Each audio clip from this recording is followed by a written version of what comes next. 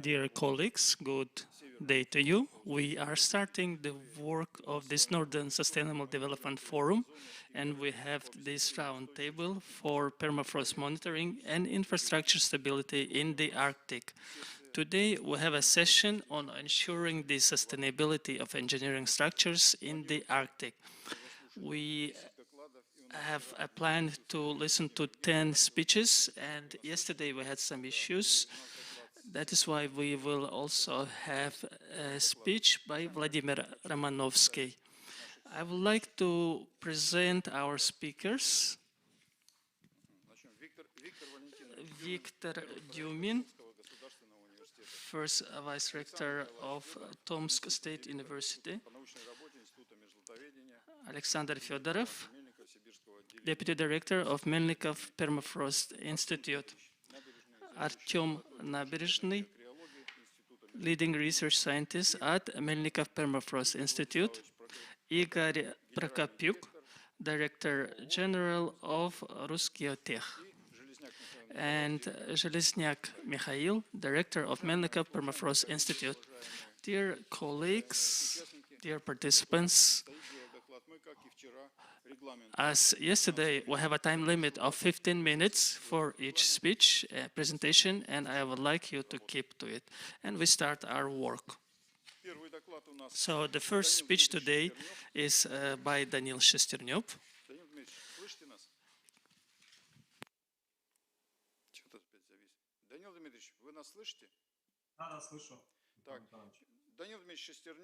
Daniil Shesternyov, prospects and risk for construction and operation of airports in CRYOLITHOZONE.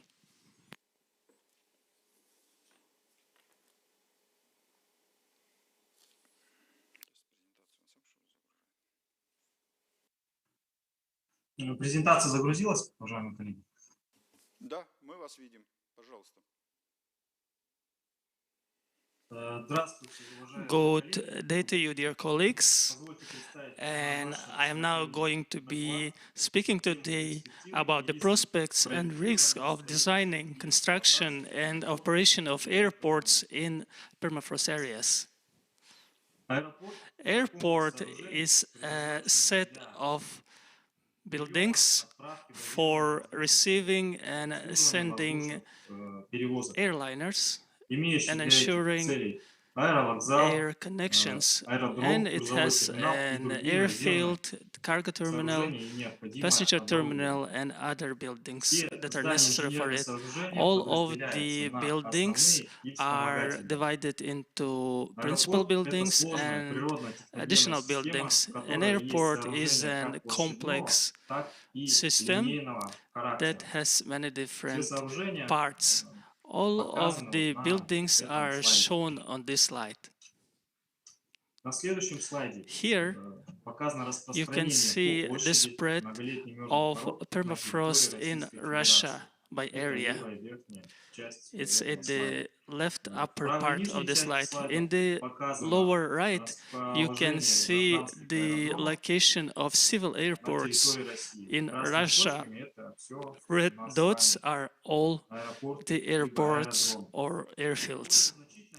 The larger part of these airports are located on permafrost or in areas with deep seasonal thaw-freeze layers. There are 32 airports in Yakutia, of which 9 have artificial cover. The priority goal for construction is the provision of the safety and longevity of these constructions. When building in permafrost, there are harsh climatic conditions and various engineering, geological, and geological conditions. These conditions have a great influence by the ice. And here you can see the many-year dynamics of the mean annual temperature of frozen soils and the depth of the seasonal thaw layer. The stability of aviation infrastructure objects and various buildings and engineering constructions is defined by engineering geological conditions, design solutions, the way they are built, by the change in the state of engineering geological conditions during their operation, quality of construction materials, and the organization of the monitoring system to see how the parameters of the engineering geological environment change. Here you can see dangerous engineering geological processes and features that appear when operating the buildings and engineering constructions and such objects. They include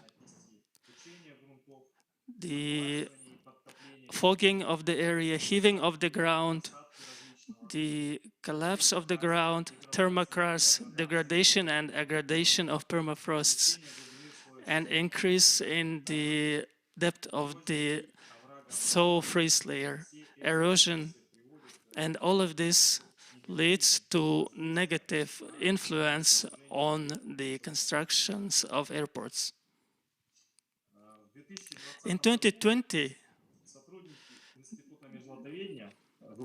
researchers at the Permafrost Institute, they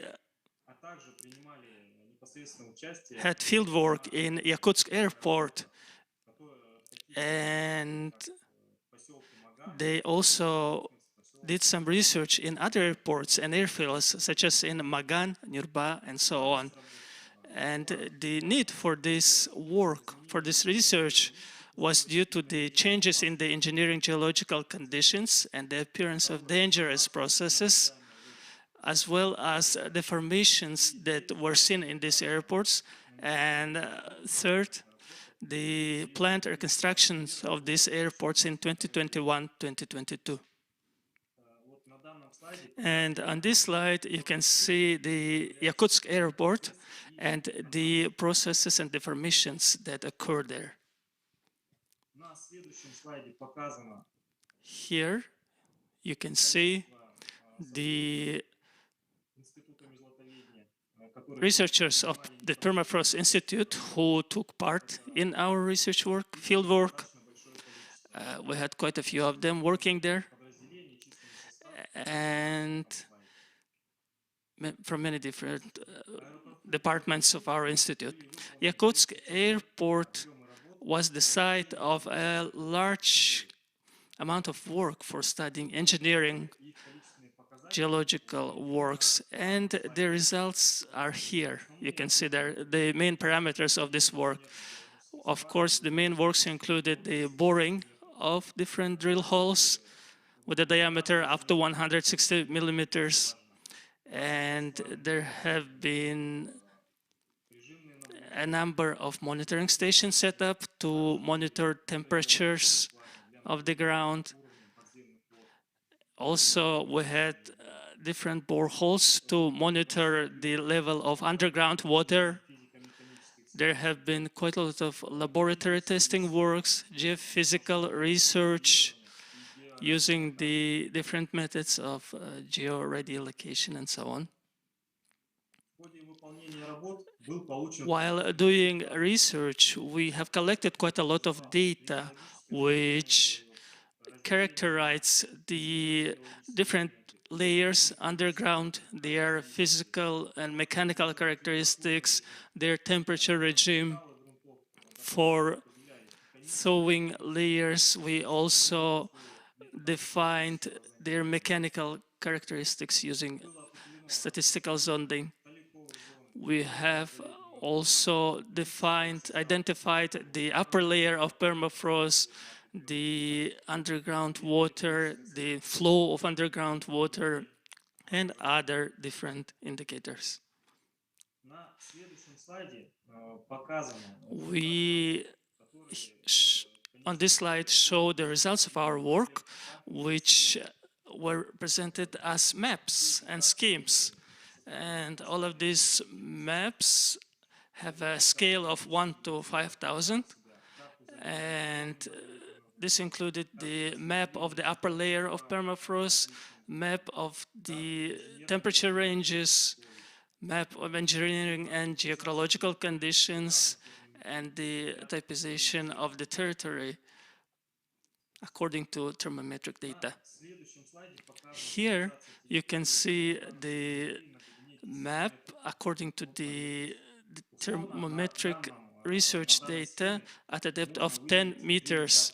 And there are three different areas here. The first one here is yellow, and this area is characterized by the formation of cryolithozone after some technogenic influence.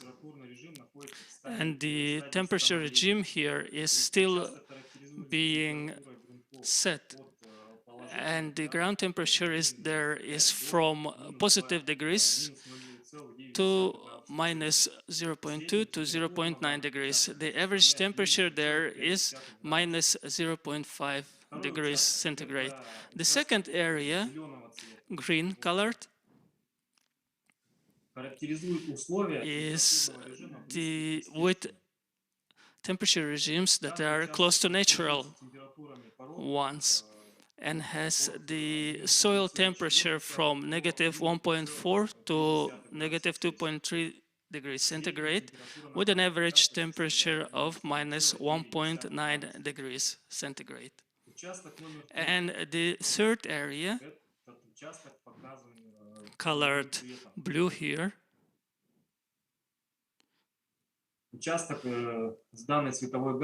and this area is with areas with deeply cooled areas, because in winter the snow is cleared from this area, and this creates conditions for deep freezing of soils.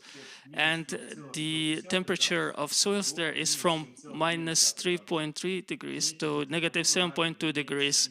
And this is the temperature at a depth of 10 meters. And the average temperature in this area is negative 5.2 degrees centigrade.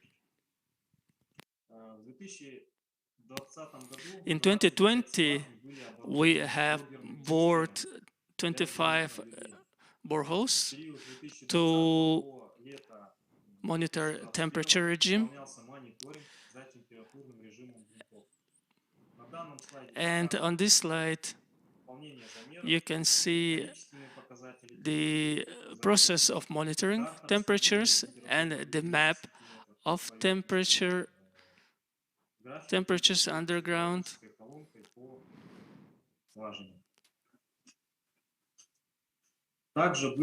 We have also done geophysical survey using the method of electroprofiling and georadiolocation. And we have also used the collected data to make maps for electrical resistance at different depths, as well as the different kinds of soils. We have also done hydrogeological surveys, the results of which you can see on this slide. We did the work in 4 different areas from the point of view of hydrogeology, and in these areas we selected samples to analyze underground water sources and organize monitoring boreholes to monitor underground water. Additionally, for these 4 airports we mentioned previously, we have done some quantitative modeling. And this slide shows the results of this quantitative modeling for Magan Airport. And we have looked at 3 possibilities for the runway construction and 3 scenarios for its future development and climate change. And this forecast has been done for 20 years, from the year 2020 to 2040. And the mean temperature change was considered to be 0.07 degrees a year. We have built these graphs Некоторые результаты according to представлены на different экрановом forecast слайде. scenarios, and some of which results you can see on this slide. We have И also наш looked экспонат at two – possibilities for water drainage. It's a В channel, результате работ special было сделано channel, следующее. and just Выполнена ground оценка drainage. геологических условий территории. As a result of Создана our work, система we взаимного have estimated мониторинга the составной engineering итоги на geological территории conditions of this Иркутской области. territory and Мы created изложим the monitoring рекомендации system по управлению at процессами Yakutsk внедрения airport, развитой на develop территории recommendations for managing для обеспечения processes устойчивости зданий и инженерных сооружений. in Yakutsk Подготовлено airport to предложение по provide the stability мониторингу of buildings гидрогеологических there. условий. We have Выполнен прогноз also гидрогеологических условий для prepared озеровых proposals for территорий. monitoring Поселок the Баган, поселок permafrost Солёкинск, поселок Рязань areas будет 20 лет. in the airport, and have done Для some forecasts обеспечения for a устойчивости number of объектов airports for a инвестиционных period of 20 инфраструктур years. необходимо So in order to на provide всех the различных stability оценках of these провести objects, it is necessary to работоспособное состояние create систем контроля these за состоянием systems for инженерно-геогеологических controlling the условий. state of engineering geological Выполнять контроль, conditions. анализ We also разработки need to control превентивных and мероприятий для monitor предотвращения развития негативных preventive процессов, measures создать базу данных to prevent или any информационную negative систему processes and to контроля create a инженерно-геологических database условий for территории, controlling the аэропортов engineering на территориях geological распространения conditions многолетних мертвых пород. on, in airports that are located in permafrost areas. Спасибо за внимание. Thank you very much for your attention. Даниил Thank Юрьевич, у you, нас Daniel минут исчерпано. Я только хочу добавить, Shesternov, and I just want to add that yes, at the territory of airports of our republic and in Siberia and the Far East, there are places where the engineering geological surveys showed the presence of permafrost up to 50 to 70% of their territories. And when we were doing the real research in these areas, only about 15-20% of permafrost was left from the original ones. And this is one of the serious problems, issues that need to be considered when thinking about the construction of runways. And we continue our work now, and our next speaker, Vladimir Arambanovsky, Permafrost Laboratory, Geophysical Institute from the University of Alaska Fairbanks. И еще очень рад приветствовать Владимира Евгеньевича и благодарю его за участие в нашем круглом столе. So I'm again grateful to Vladimir for participating in our roundtable, because this is a person who contributed a lot into deploying the monitoring system here. Thank you very much. Ну, попробуем еще раз, да? Let's try again. В своем докладе, I have a slightly different topic from the previous presentation, but we are going back to the yesterday's discussion. So I would like to tell about the situation with the deploying monitoring system in Alaska, and I would like to use it to demonstrate the progress of thermal state monitoring in Alaska. To organize such a monitoring, you should understand the aim. For the engineering monitoring, it's actually easier to do. But for the natural condition, which I'm going to talk about, I'm not going to talk about the engineering construction, I'm going to talk about the monitoring of natural permafrost. So sometimes we don't understand these goals. Of course, when scientists study something, they want to measure everything, but you cannot really do that because our resources are limited.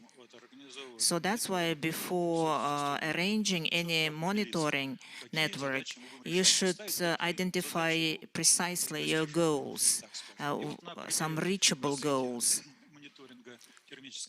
For example, the investigation of the geothermal conditions in Alaska. So I would like to see how these goals and tasks changed and how the approaches to monitoring changed. So I identified 4 stages. First is the investigation of the geothermal conditions in Alaska. So this process started in the 1940s, 50s. Then the goals expanded, and they expanded because the data obtained on the first stage showed that the temperature of permafrost is a very good indicator of the climate change. And the second stage of monitoring was aimed at creating the system which would reflect the climate change using the permafrost temperature as a climate change indicator. Then new goals arose. So we wanted to understand why the temperatures are changing in permafrost. And to do so, again, they needed to expand the measured parameters. And the next stage, which is the current stage, when the permafrost temperature is studied to study the changes of the entire system, the changes in other components, not the permafrost itself only, but the other components of the Arctic system. And in future, we must be able not only to predict changes in permafrost, but also to estimate the impacts on climate. So I'm going to focus on each of the stages, but just briefly. Just few examples.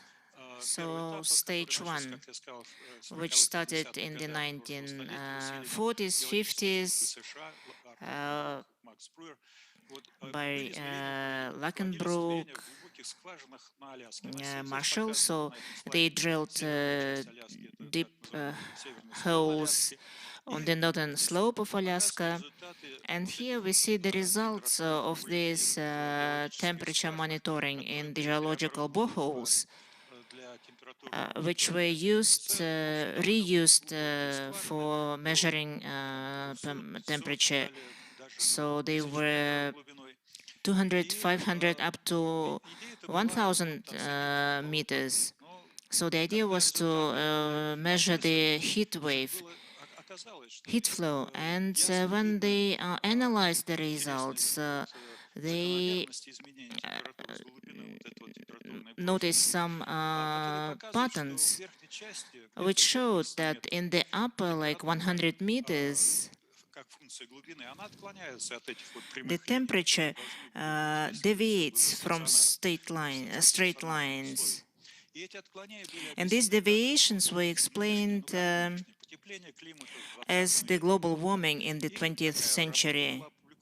So they published a work in mid-1980s where they stated that these deviations, so these curves, they call this temperature curves from straight lines, they explained it that by the 1980s, the temperature had risen by 1-2 degrees compared to the beginning of the century. And this enabled the next stage. So more and more people got interested in the topic. And so they started using the permafrost temperature as an indicator of climate change. So you actually need quite a simple system. You need just boreholes, deep boreholes, not geological ones, but those that intentionally drilled for measuring temperature. даже меньше, чем 1 дюйм. И so a couple of centimeters in diameters only. к этому мониторингу подключился как раз на этом этапе, на So at втором, this который stage, начался on the где-то second в конце stage, which 70-х started in годов, the как я late сказал, 1970s, университет штата Аляски, the University of Alaska Geological где-то в начале Institute 90-х joined these activities, движения. and I started doing that in осуществляем 1990s. этот мониторинг. And so we have been doing this monitoring since then. Этих скважин зелененьким показаны So here you see in геологические green США, скважины, которые the продолжаются изменять. boreholes of the Красным geological показаны service, and мониторинга in нашего red института. the Это, boreholes of как я our сказал, глубокие institute. скважины, So these are до 100 deep метров boreholes но up оборудованы to специально для того, чтобы 100 измерять meters, and they are equipped especially to measure the temperature with high precision. очень, ну, такие, я бы сказал, в то время революционные, потому что And точность измерения была очень хорошая. there were some revolutionary discoveries because the accuracy was very high. Очевидные изменения And so the results showed definite changes in soil temperature starting from mid-80s, continuous warming, and at the depth of 20 meters it reaches 3.5 degrees of Celsius. And we see that this warming is actually now observed deeper. So, for example, at the level of 55, the temperature didn't change much in the 80s, but now we see that the temperature has increased by 1.5 degrees Celsius. So we have these temperature graphs at the depth of 20 meters. So they demonstrate very clearly these changes, which indeed indicate the climate change very well, because permafrost is a very good low filter, which eliminates like daily or annual fluctuations. And what we see on these graphs is actually the depiction of the climate evolution. You might remember that in the years around 2005, climatologists started talking about that the global warming had stopped. But we actually saw this on our graphs back in the 2000s. And in 2012-13, they started talking about that the global warming resumed, but we could see that 5 years before that. So the precise measurement of temperature in the boreholes can show you the trends in climate change. So it was a good stage, but still many questions arose why the permafrost temperature is changing, why the changes are fast under certain conditions and slow under others. So we needed to add the measurements of other parameters, the temperatures at shallower depths and high resolution measurements, and also air temperature, snow thickness, precipitation. So this is our typical station, which so in addition to a deep borehole, we also measure the air temperature in the upper 2 meters above the ground and other parameters. So we have like continuous measurement every hour, air temperature, ground surface temperature. So the upper border of permafrost So this gives us very good information which relate the changes in the deeper permafrost. So here in green you see the changes at 20 centimeters. You can see that this is the mean annual temperatures on the ground surface and mean air temperatures. You see, of course, greater variability of temperatures, but the general trend is actually very similar to the trend of the changes in permafrost. Actually corresponds to the trend of the air temperature change. So now in Alaska, basically the temperature of permafrost changes due to the increase in the air temperature. As for other parameters, we haven't noticed any noticeable changes in the thickness of snow and vegetation, so basically this trend is explained by the changes in the air temperature. But what is the next possible stage? So ecosystems, of course, they are very complex, and you cannot go with just one borehole. You have different vegetation, different humidity, different soils, and the temperatures will change differently. So the next stage we are on now. So we, to our stations measuring temperature at depth, we also add cheaper devices distributed across the territory.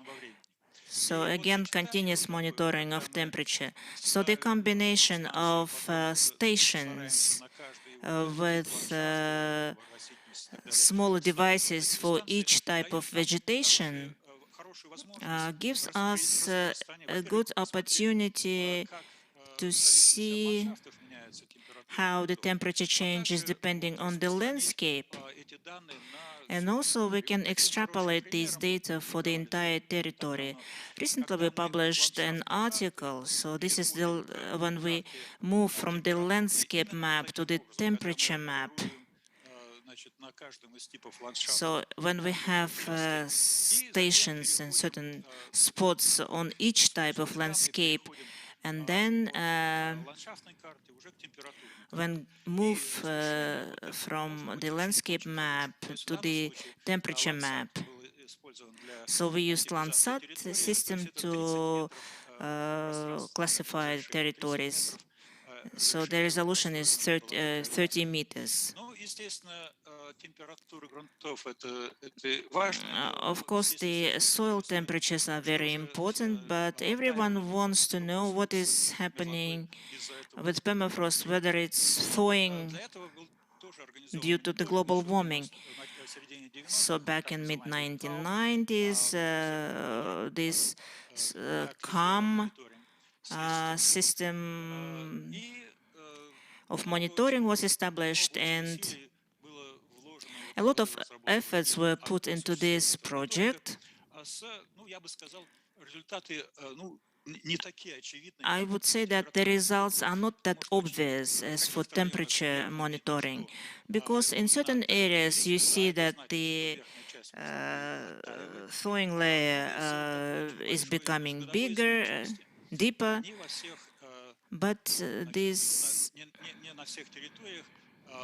not obvious in all territories. Not all the territories demonstrated this trend. And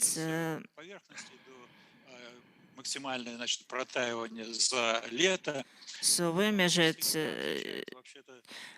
the measuring of the depth of the thawing layer actually doesn't answer the question whether the permafrost deeper melts. As for the satellite imaging, we see that actually the depth of thawing increases. You can see that within this period, the warming led to thermokarst depressions above the wedges. It's very typical for of Alaska, of Northwest Canada and European North. So this actually shows us that the thawing layer increases and the wedges in the upper layers start melting. So this is the case from the Canadian archipelago.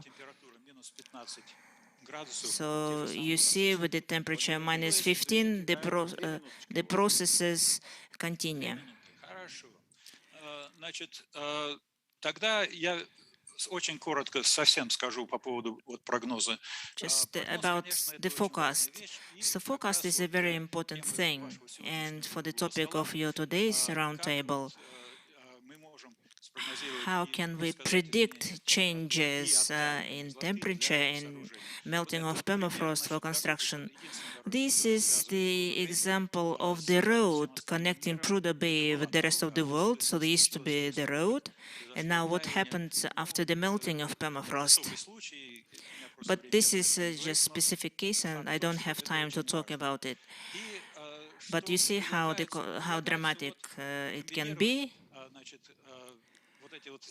So the suggestion is to combine the existing measurements, which we are doing in Alaska, with high-resolution temperature modeling.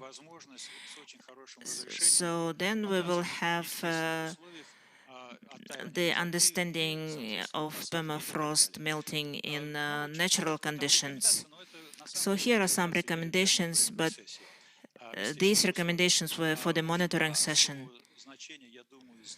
So maybe today they are not relevant today.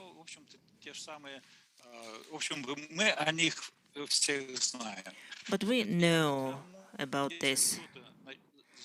So if anybody get involved in monitoring, like Roshydromet, they need to address specialists in permafrost studies and listen to us, listen to our recommendations, because the data we have on the ground surface temperatures are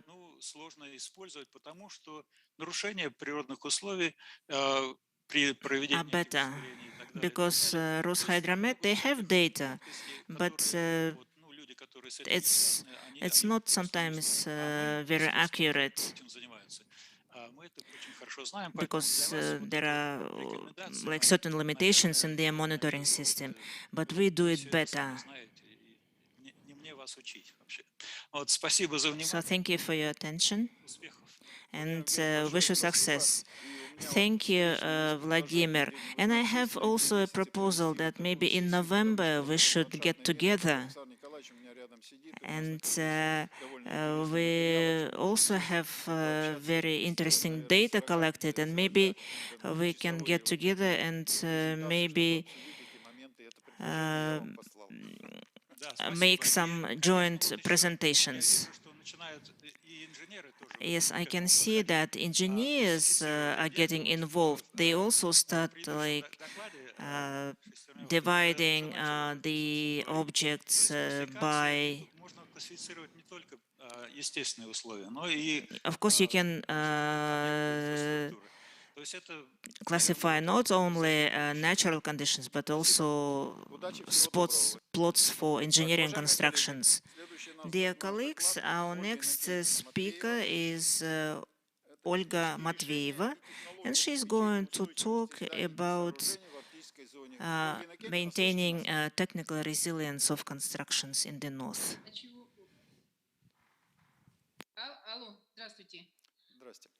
Слышно меня? Да, вас слышно хорошо, ждем вашей презентации, ваш доклад. А презентацию вы включаете или я включаю? Так, техническая служба.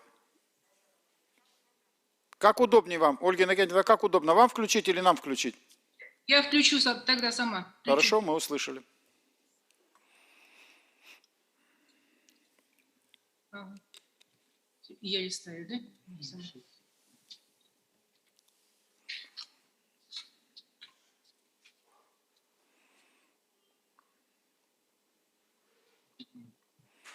Так, видно мою презентацию? Да, все видно, слушаем вас. Хорошо, спасибо. Thank you, dear colleagues. We have the very good session yesterday, and today Vladimir Romanovsky and Daniil Shesternev had very interesting presentations about the constructions, which safety we should provide. And this is defined by the federal law and technical rules on the safety of buildings and constructions, which have minimum requirements for their operation and use and the connected processes. And our institute is working in this direction for quite some time, and our research is mostly about the mechanical safety and safety when there are dangerous natural processes and provision of safety for the health of people when in these buildings and ensuring safety for the operators of these buildings.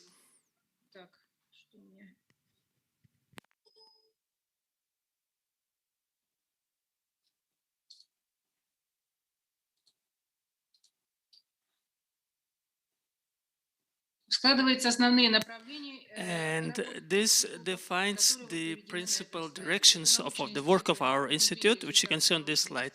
It's the research and the application of our research when constructing buildings in such conditions. And second is the direction that has been there from the start of the institute is the production of local construction materials and long use concrete and other construction materials for various kinds of buildings. Third, development and realization of technologies for doing concrete works during winter, because we have quite a long winter here in Yakutia, which requires specific technologies, especially for building foundations of buildings. In a recent 10 years or so, we started to do some engineering surveys for constructing buildings, and we are also doing quite a lot of work for research, prior research for constructing these buildings, especially if there are some dangerous conditions there. And of course, this allows us to develop some technological solutions for building. So our main partners and are from like state companies and large companies such as Alrosa, Yakutny Pro-Almaz Institute, which give us quite a lot of interesting tasks for providing the longevity of materials used for construction. And also we cooperate with such companies as the Yakutsk Power Plant, Yakutsk Energo, Vodokanal, and many other companies that are engaged in the construction of buildings and different sites in Yakutia. We are also working with other companies in other regions such as Chukotka and Magadan. In 2020, we had over 270 partners. And on this map, you can see the territory of the Republic and Chukotka and Magadan, as well as all the sites where we did our research as well as provided technical solutions for construction and did a lot of work for controlling the quality of construction, of concrete works, and we also worked in Arctic regions such as the Putatsky, Alenyok, Bilibina, and so on, where we worked for controlling the quality of construction and are now working on providing solution for building residential buildings and use of new types of foundations for them. So the most significant developments that have been applied and can be applied for construction in Arctic regions. First of all, we talk about the technology of building on artificial soils in cryolithozone. This was one of our significant achievements that we have achieved maybe in the 1980s and have been developing since. And we are constructing some districts of the city of Yakutsk by this technology. This is the District 202 in Yakutsk. And now there is a construction in the District 203 of Yakutsk using this technology.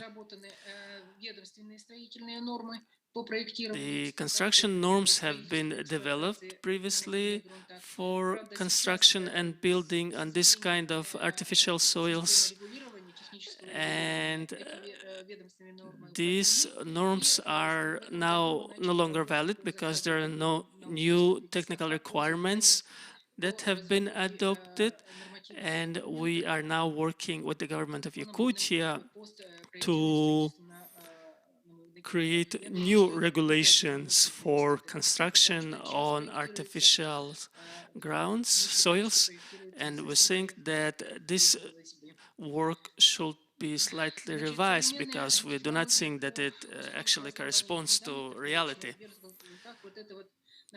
And there is also another direction that we're working on, is the use of modern technologies for constructing foundations of buildings on permafrost. So the main type of construction that is used is the construction on pillars. And we have actually done research on using different types of these pillars in different types of grounds, including the pillars of the type of that are shown in this slide. And the pros of using this kind of pillars are shown on this slide. So the pros of this are the fact that these products are actually prepared beforehand and they have a very good longevity, and after they are built on their respective factories. And these days we are using new technologies for building them, which provide cold resistance and many different advantages. But the disadvantage of this is that these ready-made pillars, they are difficult to transport. So if we want to build some constructions in remote areas, it will be difficult to transport these pillars to these areas. And in this case, we would think that it will be best to use a different kind of pillars. And we are now doing some research in Alenyok and Suntar villages, which are quite remote, and there is no good transportation options there.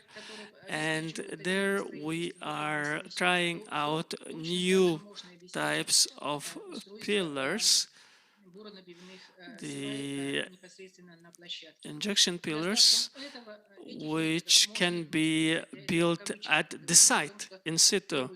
But the disadvantage of this method is that a very strict quality control is required for using these pillars. And even though there is very strict quality controls, there is still need for additional personnel in order to provide the highest possible quality and reliability of these pillars. And on this photograph, you can see the way these pillars are being built. And the advantages of this is that this kind of pillars can be used in remote permafrost areas, and you can build them at your own, according to your own specifications, meaning their length and their depth, their width, and so on. And these parameters can be changed as required by the site. Another advantage is that there are no high transportation costs, which is very important for those regions which have no advanced construction industry. So we have done some economic calculations that have shown that even in Yakutsk, the city of Yakutsk, the savings are quite large if you use this kind of pillars. And the cost efficiency is quite high when they're used. So these are the buildings that have been built in Yakutsk city using this technology, and even 10 to 14-story buildings have been built using this technology. Even in such regions with areas with the soil layer of about to 15 meters. And the operation of this building shows that there have been no defects at all, and that there have been no deficiencies in them after several years. And here we can see the list of sites where this technology has been used and this type of construction. It's quite a large list, and this list has been done in 2017. Of course, after this year, many different buildings were built as well using this technology. For low-lying foundations, we have developed technology of increasing the density of the ground, and we have a patent for this technology. And the technology has been applied at one very significant site, large site. And we have shown that this technology can be also applied in Arctic regions where the seasonal soil layer is not very deep.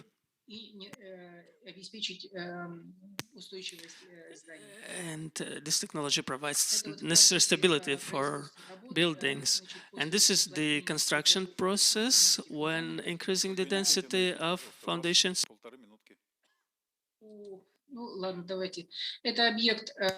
This is the site of Vodokanal company that has been built in 2018, water treatment plant. And our monitoring shows that there have been no deformations at all. And the quality of foundations there is quite good. And we can see that there has been up to 24% increase in density, and after 15 years, the quality of this denseness increased up to 40%, and well, the quality is still high.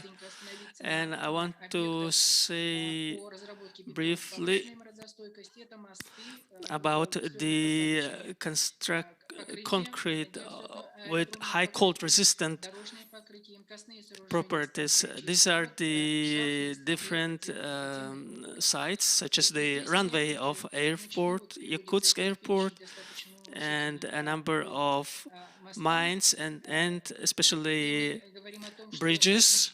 And here you can see all the list of these bridges where this cold resistant new type of concrete was used. And this is all thanks to the introduction of new technologies and especially modified concrete that provides its very good cold resistant and water resistance properties. So we had 23 bridges built using this technology, as well as the mines at Aykhal and Udachny diamond mines. And in Yakutsk, a number of sites have been done using this kind of technology, using very mobile concrete mixes. And I want to say that we now have the technologies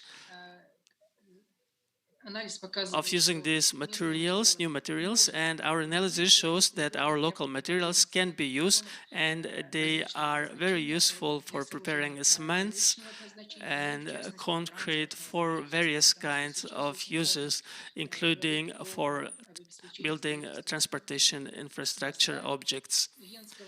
And this is especially important when we are talking about the possible construction of the Lena River Bridge.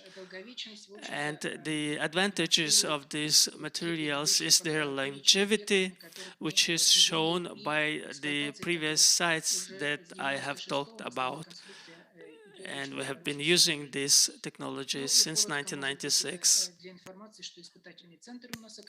And briefly for maybe information, we have this testing center, and which is accredited.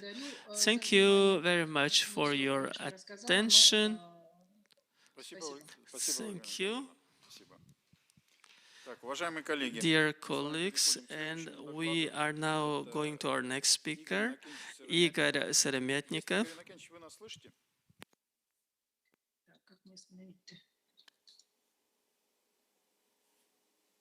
Игорь Иннокентьевич, Да, я слышу. Да, есть. Меня слышно? Да. Да, пожалуйста, подключайтесь к этой презентации. Значит, Игорь Иннокентьевич Сыромятников, научный сотрудник Института межзлотоведения, концепция оснащения мониторинговых участков на автодорогах в криолитозоне.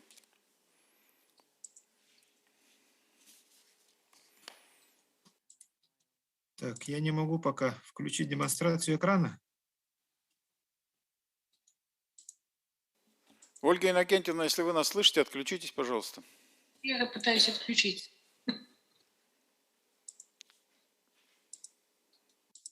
Отключилась? Да. Да. Здравствуйте, уважаемые участники. Good afternoon, dear participants of the forum. So I'm going to talk about the concept of equipping monitoring stations along the roads.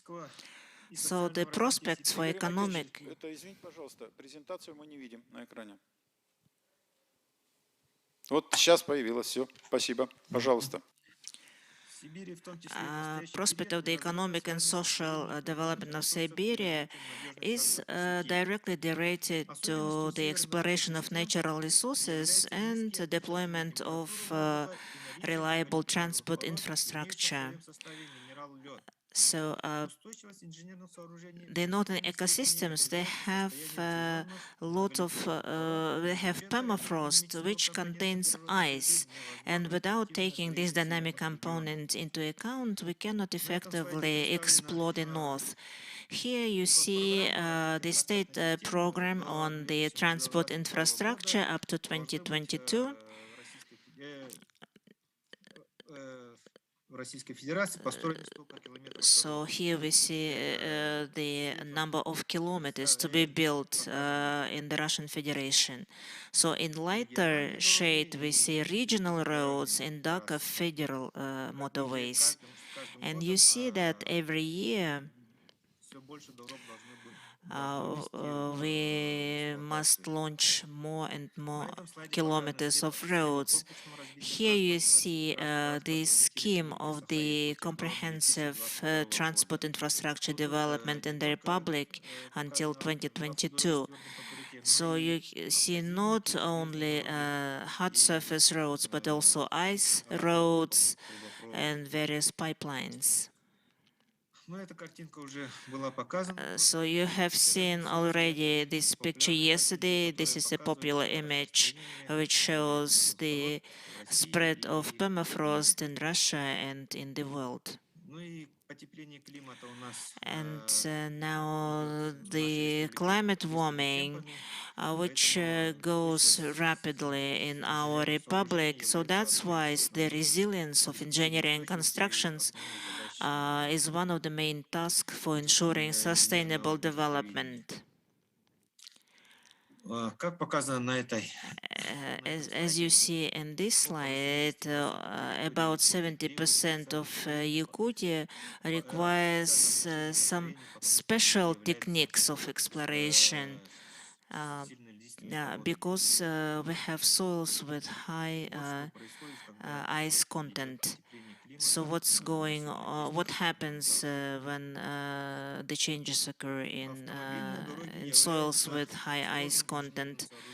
Motorways are very complex engineering construction,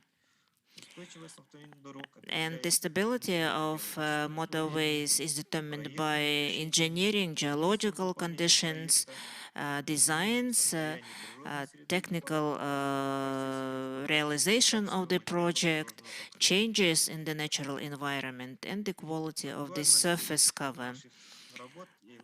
So our study is very relevant, and we need to deploy the system of state monitoring of permafrost, and it is being discussed on the governmental level, and it is caused by a number of emergency situations at the infrastructure sites.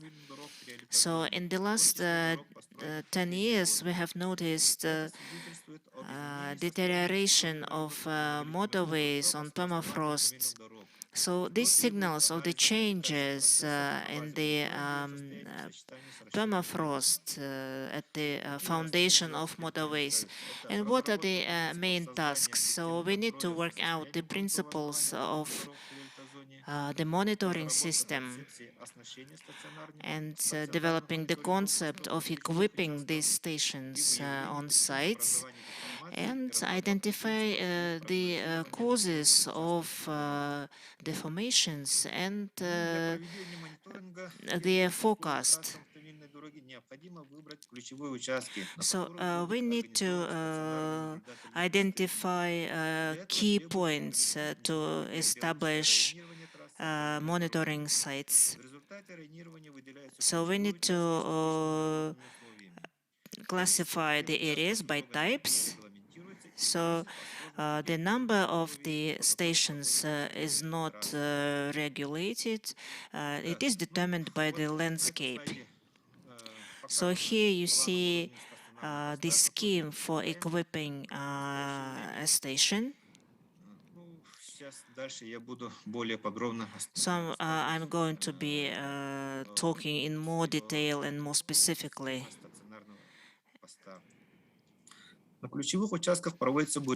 So at these key points, boreholes are drilled down to 20 meters and to take soil samples and also to measure some thermal and physical parameters. So these bores should be positioned like this. One borehole on the axis of the road, on the slopes of the embankment, two boreholes, and two boreholes beyond the motorway. So the boreholes must be equipped with thermometric pipes to get the more accurate details, and there must be continuous monitoring with the help of temperature meters. And after drilling and sampling, of course, we do laboratory research to find out physical and mechanical properties. And after that, after processing this data, you construct geological profiles with certain geological elements.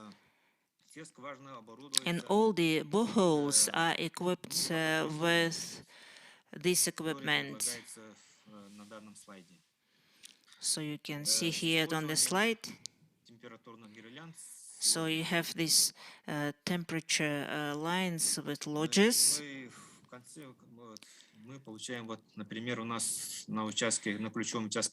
For example, at NAM2 site, we established these meters, and we have this temperature data, the data for 1 year after the start of the monitoring. And measuring other climatic conditions is also important. So that's why at this site you also establish the weather station, so to measure the air temperature, relative humidity, the rate and direction of winds, and also the intensity of precipitation. And also we are doing snow measuring survey, so with snow measuring range poles. So the snow cover is very important, and so that's why we need to do this snow measuring survey. So we have these range poles in the natural landscape on the sides of the road. So it's just a white ruler with measurements in black, and so we have this photo traps to make regular images. Measuring moisture is also very important. So to get more precise information, we have the monitoring of moisture. So you need moisture probes.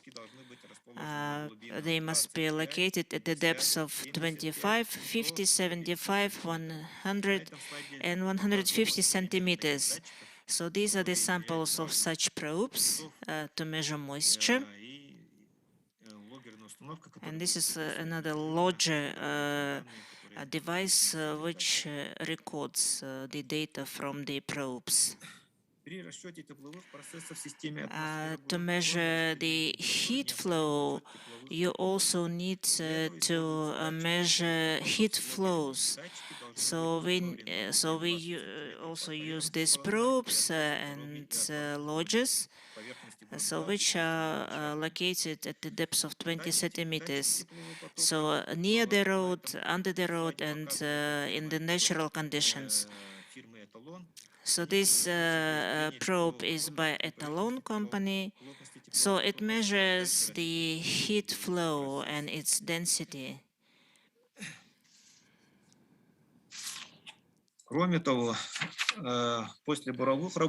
So after drilling twice a year at the key site, we do some also geophysical research with the use of electric tomographer and georadar.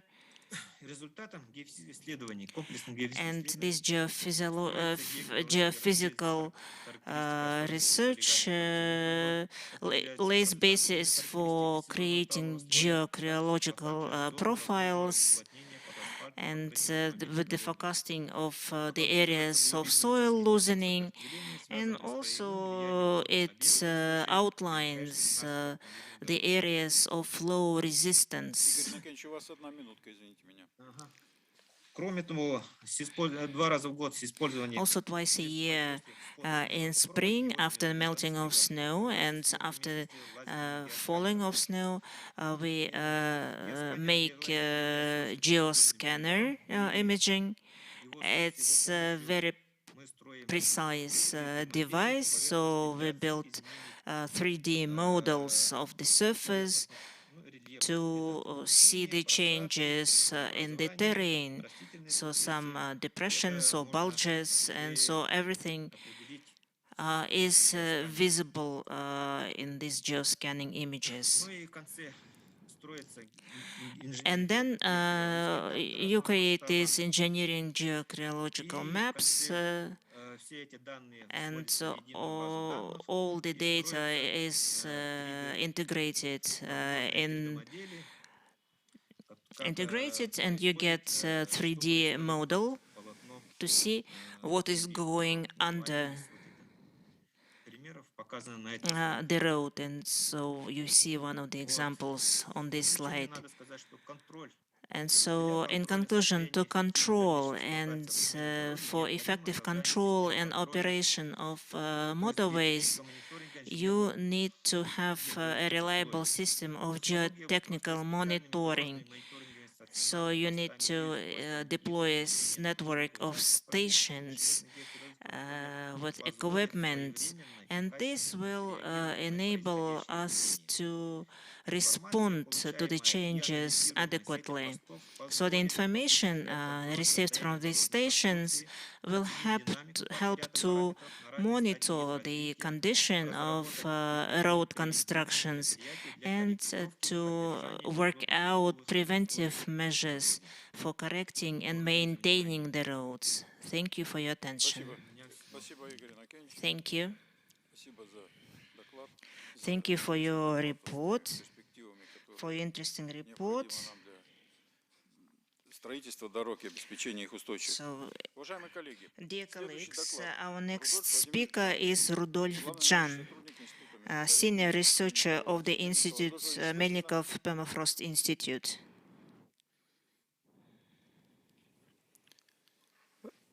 Рудольф Владимирович, нас слышите? Can you hear Мы us? вас не слышим, микрофон не включен. Так, сейчас слышно? Да, все слышно. Так, Так, презентация вот у я вас. пытаюсь подключиться. Мне тут пишут, что вы не можете включить демонстрационный экран, поскольку демонстрируется экран, демонстрация экрана. Да, Рудольф Владимирович, сами включим экран. Сейчас включит. Значит, тема геокриологический мониторинг гидротехнических сооружений. Geological monitoring of hydrological sites in cryolithozone. Экран включит, и я вам скажу, что все пошло. Ладно? Ладно, но я бы мог сам включить, я вчера тренировался вроде бы. Так, служба поддержки. Вы включите, да? Все, Рудольф Владимирович, экран есть, пожалуйста. Да. Все, да? Хорошо. Добрый день. Good afternoon. Ну, тут уже было много очень. And there have been quite a few speeches about monitoring. Естественно, And наш доклад посвящен, значит, I'm going to be speaking about the geocryological monitoring at hydrotechnical constructions. мы рассматриваем один из And we are going to be looking at one of these sites, which is the Vilui Hydroelectric Power Plant 1. Почему-то я не могу это Пошло, двигаться. пошел слайд следующий. Ага, вот так. Вопрос безопасной работы. So the issue of safe work of hydroelectric power plants in cryolithozone is one of the more important ones. Intensive cryogenic processes such as thermocars and so on, Развивается they developed since the beginning of constructions, the reality is such that these processes can sharply activate due to the global climate change, which we all know about. The analysis of deformations and soil subsidence shows that the first reason for this is cryogenic processes. But officially, on a legal level, there's nothing talking about this. Well, there are a number of failures of such sites due to deformations, due to their own failure, and so on. That is why in 2018, Yakov Krolnik proposed to introduce the so-called cryogenic failures of buildings due to the development of cryogenic processes at the foundations of dams and the change of the temperature and moisture state of them. This is a complex natural system, including cryogenic processes both in the body and the foundation of the dam, and has huge heat sources in the form of water in the water basins behind the dams, and this needs to be taken into account both during the construction and during the operation of these dams. And this should take into account quite a large territory of the water reservoir and so on. The analysis has shown that the methods of identifying negative processes does not meet the requirements for operating these technical buildings, constructions. The negative effect is identified only when these negative processes are already there and there is no forecast, no prognosis. And this is the weak point. There was a need to find new methods for identifying these processes before they started to manifest. The most destructive are the geophysical methods. However, when creating the systems for geological monitoring, we should take into account the fact that the objectivity of monitoring depends on many different factors, such as the reliability of the primary data on geophysical state of the site, the necessary information on the indices, as well as the absence of, or maybe the not fullness of the necessary documentation for this. And the unclearness of selecting the methods for doing this and the lack of monitoring of relation of these dams with the surrounding environment usually depends on the inadequacy of the construction. Нет, подождите, я сейчас это скажу. The existing system of normative documents do not provide for geophysical monitoring of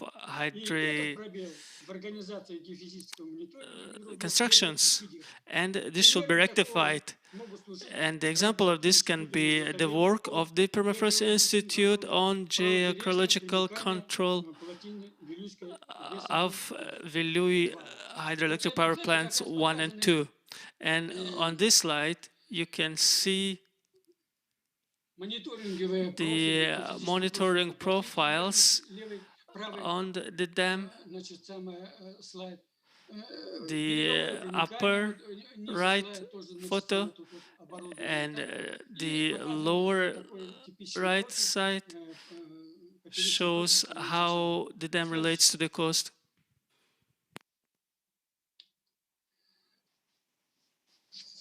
Ну, значит,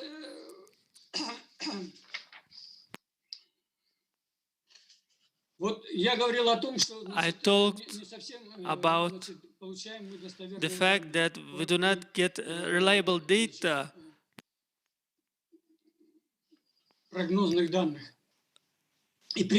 not reliable forecast data. And the example of this is this small fragment of geological layers of the right bank at the Viluy HEP dam. This is a very small area, about 60 by 20 meters. And if we look at all these geological structures, which are mostly consist of alerolites, and there are very different cracks there of with different directions. And in these conditions, there's a high probability that only temperature measurements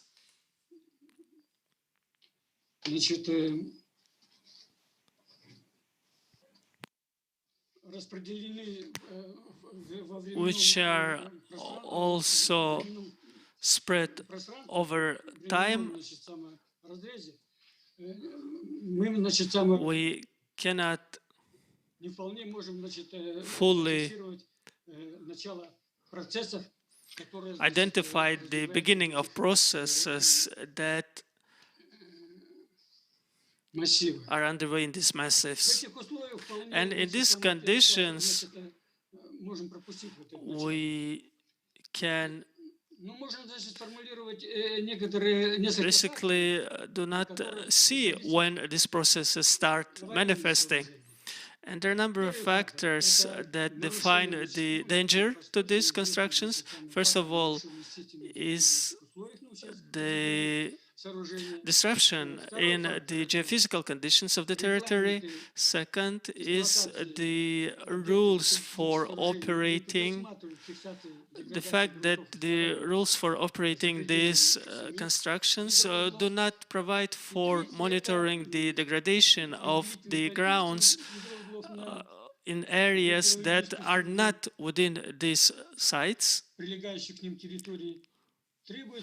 And there is an urgent need for developing the methods for identifying and controlling the negative engineering geological processes that will lead to the failure of these constructions. The results of long-term research on the right bank at this site where geophysical methods were used say that transformation of geological conditions that impact the stability of constructions are taking place not only at the specific area where the constructions are, but also in a much larger area surrounding this site. And on this slide, you can see on the left top, you can see the dynamics of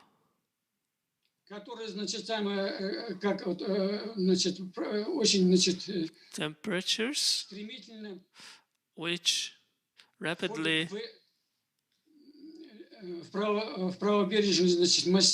changes at the on the right bank. And the picture nearby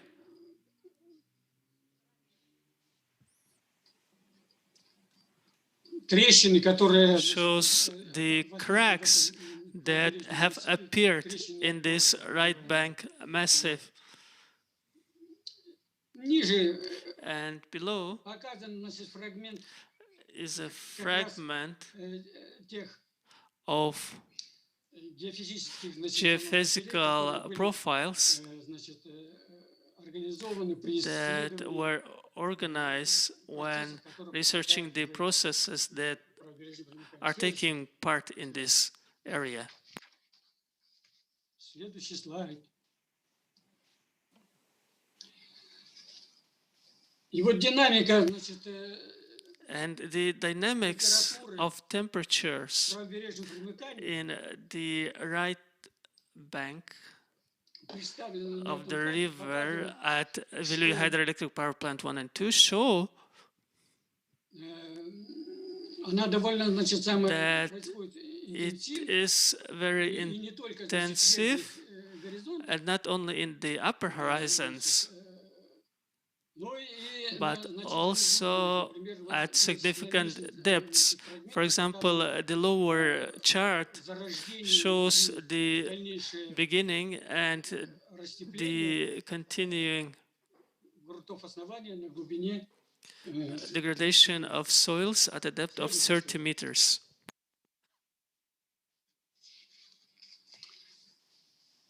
вот для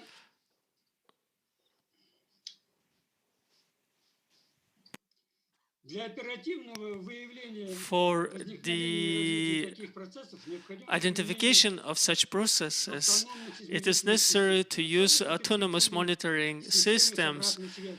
including the systems with feedback, Помимо стандартных that измерений in addition для to standard parameters, monitoring of parameters, can identify the time frame characteristics and dynamics программно менять and наблюдения от allow месяцев the сроком software до changing минут и десятков секунд. of monitoring Это позволяет depending выявлять on the necessary признаки parameters. начала изменения состояния This на каждом allows to месте identify и the зарождения signs и применять of changes that are just beginning управленческие and решения по to эффективности. То есть с помощью take подобной and аппаратуры to allow us to make decisions создание to системы rectify the issues. интеллектуального And this is a new system of intellectual control деградации for preventing the degradation of permafrost and the foundation of these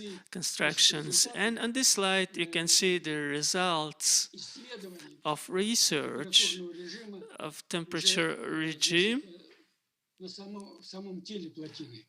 in the body of the dam. Вот в частности, с помощью таких And систем using можно such systems, выявлять we реально can identify real, с применением геофизических методов, которые мы были использованы using geophysical methods that we used at the hydroelectric power plant in Veluy.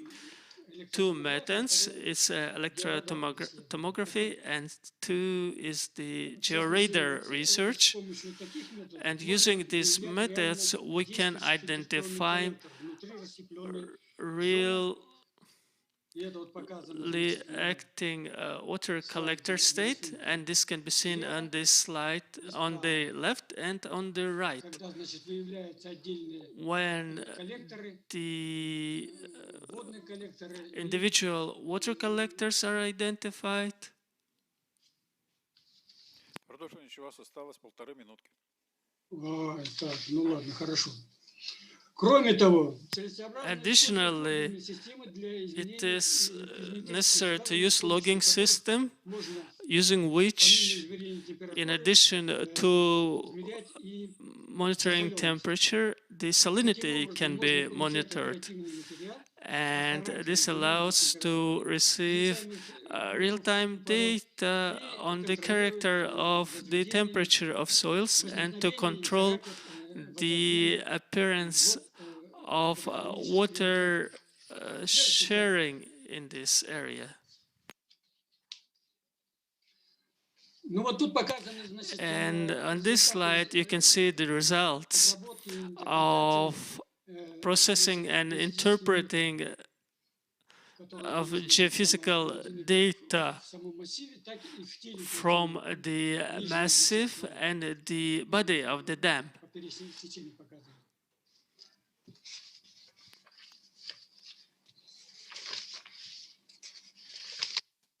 Вот предваряя заключение, And I shall point out that at present,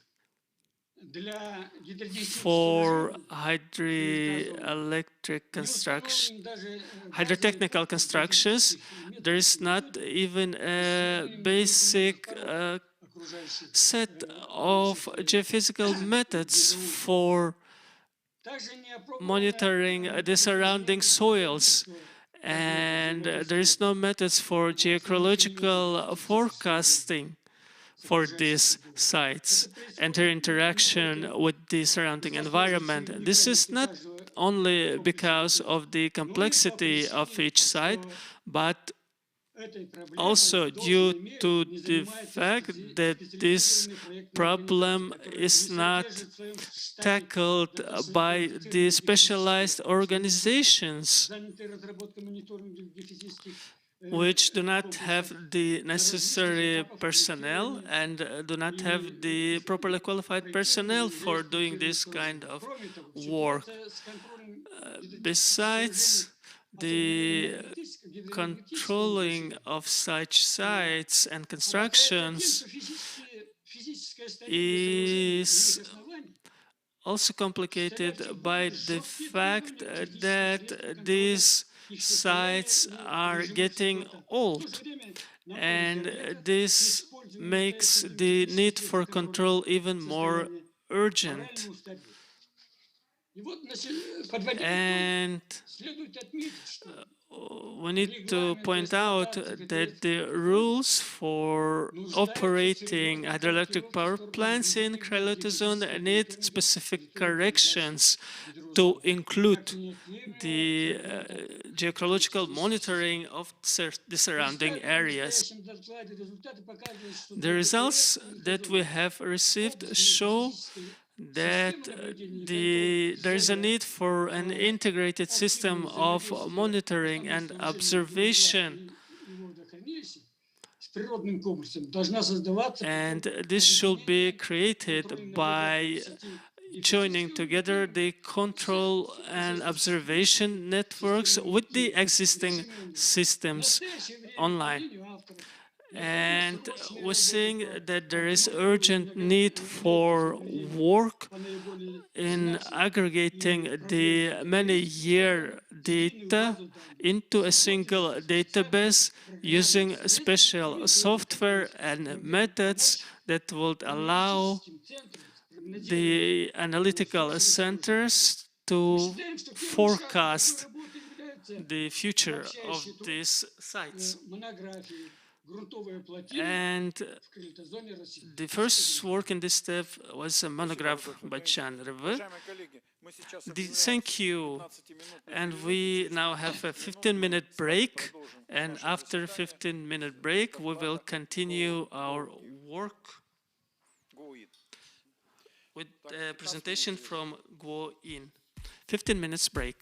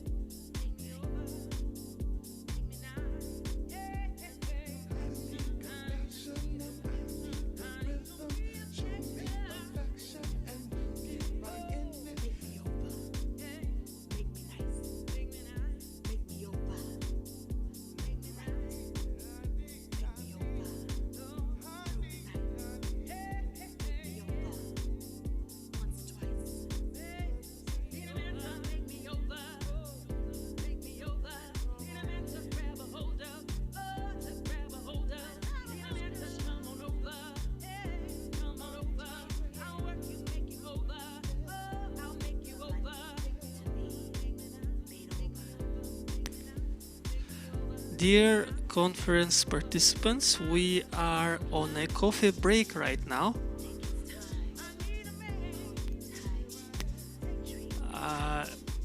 Ms. Singo, we are now on a coffee break and we do not have the conference running at the moment.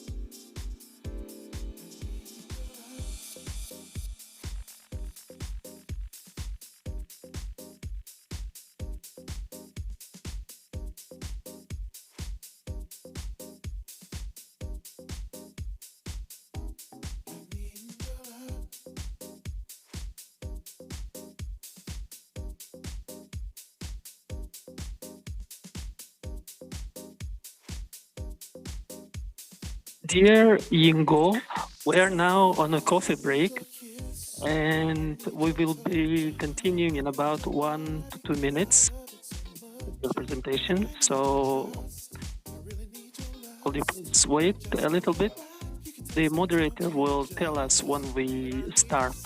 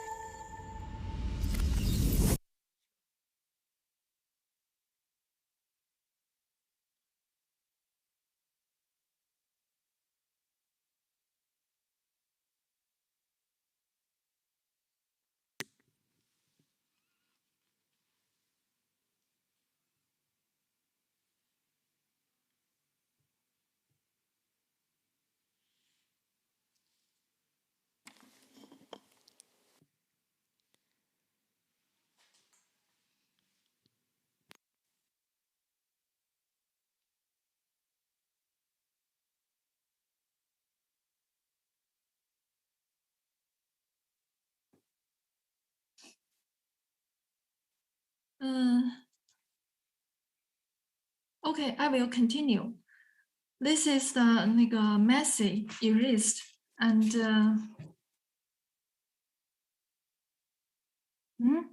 what?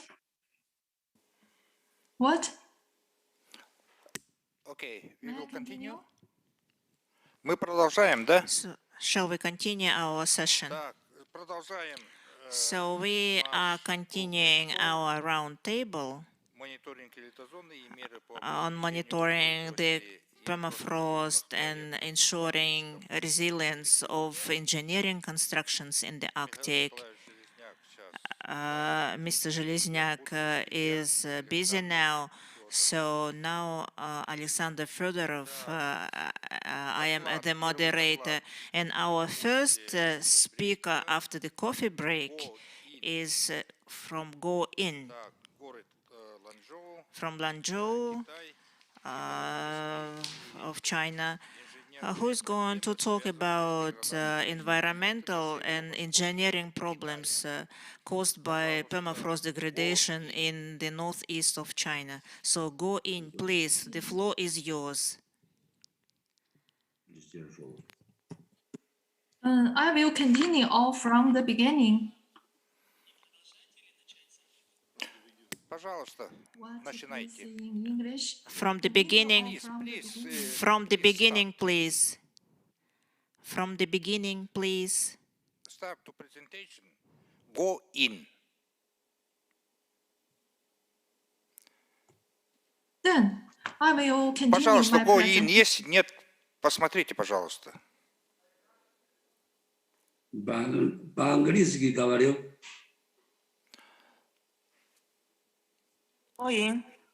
Yeah. 你开始吧。我是从头还是继续？不，从 Go in. Ваша презентация начинается. 就是要继续开始。啊？从哪？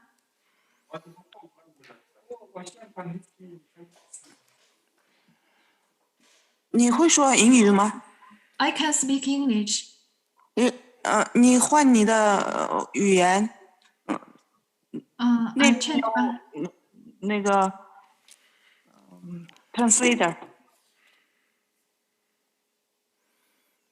Техподдержка, покажите, пожалуйста, есть go in. Yeah, I'm a going. And I will. И, пожалуйста, переводите еще раз.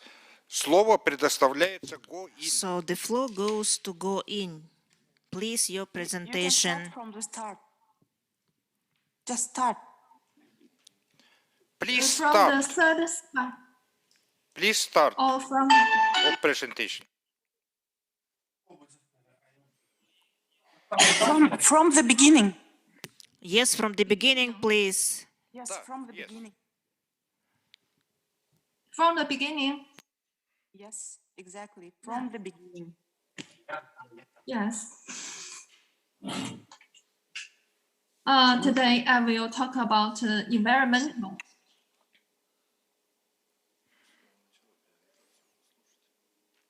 What?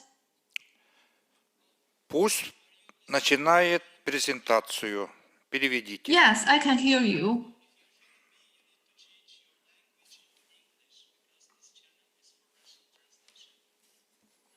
Yes. Yes.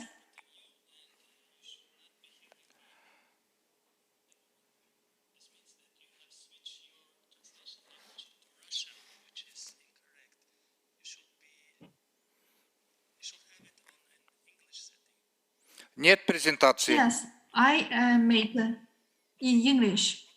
Okay.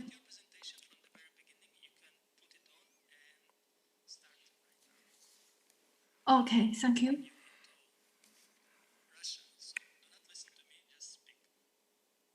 Okay, I know. Morning, everyone. I come from North.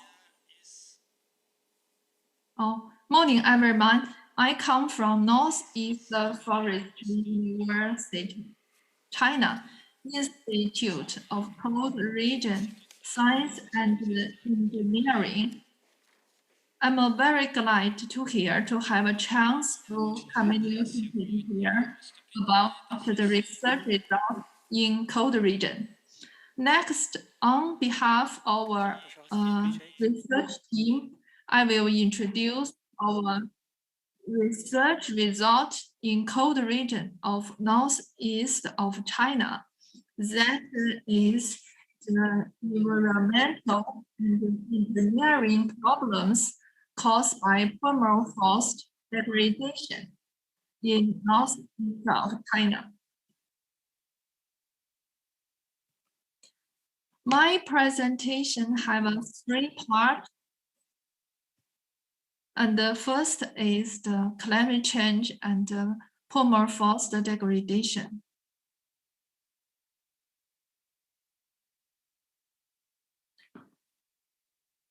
As we know, China is the 3rd country of permafrost. As the figure show, in China, there are mainly 3 kinds of permafrost.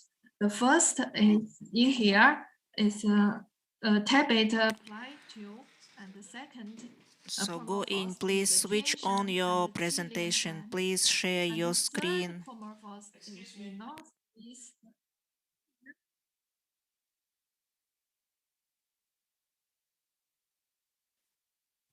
This one.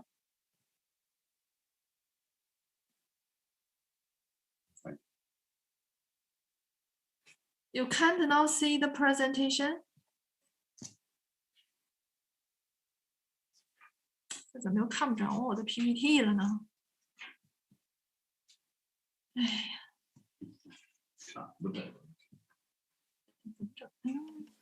Пусть открывает презентацию. Почему не открывает?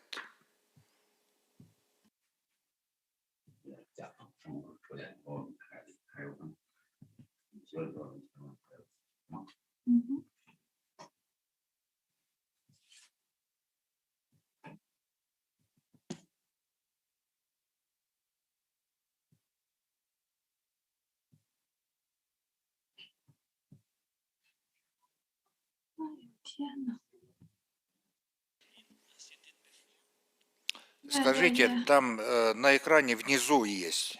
Пусть открывает.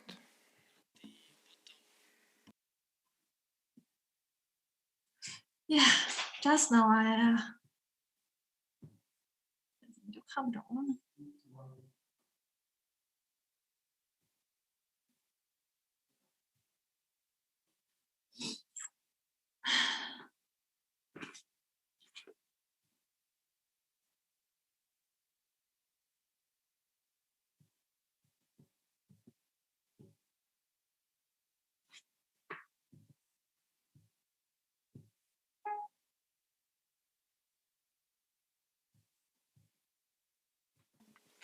Пусть сперва откроет на компьютере. 有一个绿色的。是我现在的这个 Zoom 已经打不开了。为什么呢？不知道，刚才我分享的时候你看到了吗？那如果有问题，我们你可以不可以？要不你轮到下一个人来吧，我调整一下，好不？好。好的。你先说一下。对，你先让下一个人先来，好不？好。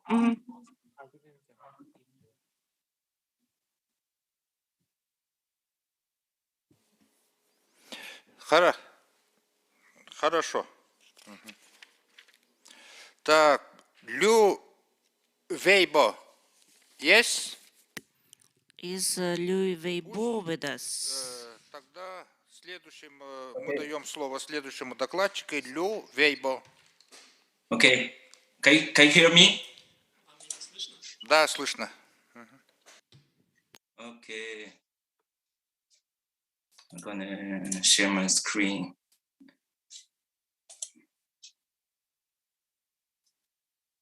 Okay.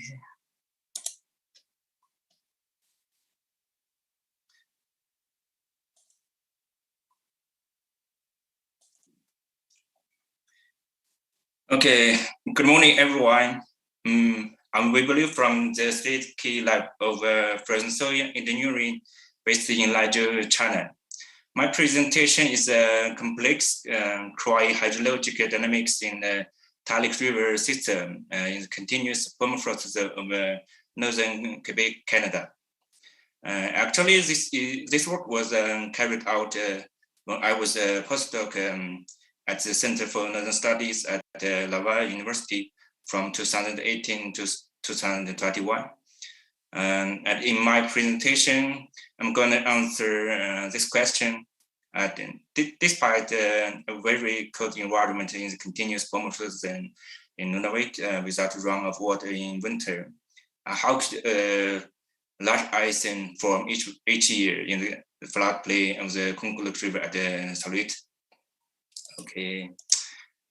The study site, Saluit, is located in the northmost part of the Quebec in the continuous permafrost zone. And in such cold environment, the mean annual air temperature is about -7 degrees C. And here are two photos of the floodplain of the Kunkuluk River in summer and the ice formation in winter. In the area photographed on the right side, and the floodplain of the Kunkuluk River is shown in blue color. And we can see that the river channel narrows and widens naturally along the Kunkuluk River. Also, here are three examples of time-lapse photos of river flow. And there are spring break up, normal water flow in summer, and the drying up of river flow in fall. When there is no run of water due to the freeze spike in each winter. Okay, also, here are 5 time-lapse photographs at a 1-hour interval on December 30th, 2018. We can see that the progression on the wetting front and the icing. And the source of this wetting front is groundwater overflows through cracks, as shown in the 6 photographs. And this graph gives the scale. Several groundwater overflows are also observed in winter. And this contributes to the thickening and expansion of the icing in the floodplain of the Kunkuluk River.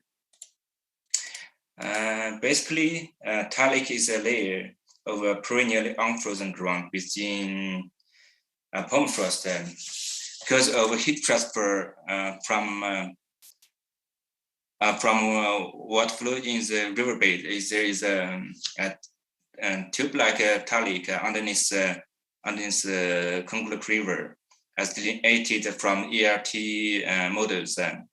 Aquifer is found and groundwater flow can occur in this river talik, and the width and the thickness of the river talik vary from place to place following the measurements of the Kunkuluk River. And we can see in these 2 ERT models that the lateral constrictions in the talik can occur due to the narrowing of the river channel itself. And with the previous results from time-lapse photographs, geophysical investigations, and field observations, we derived a concept model of the complex Talik River icing system of the Kunkuluk River.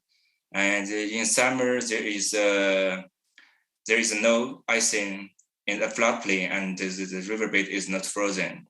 So the talik is hydraulically connected to the riverbed. And so permafrost groundwater flows can contribute to the riverbed flow. But in winter, the talik is no longer hydraulically connected to the riverbed, and because of the riverbed freezing and icing formation, so the groundwater can flow. And groundwater flow is restricted to the talik. I show in this 3D view cross-section and the plan view a lateral constriction in the river talic induces an increase in hydraulic heat in the talic as a squeezing effect on groundwater flow. Taking into account the Darcy's law, and we assume that the water flux is a constant in the talic. However, the Darcy's flux varies from place to place following the change in cross area of the talic.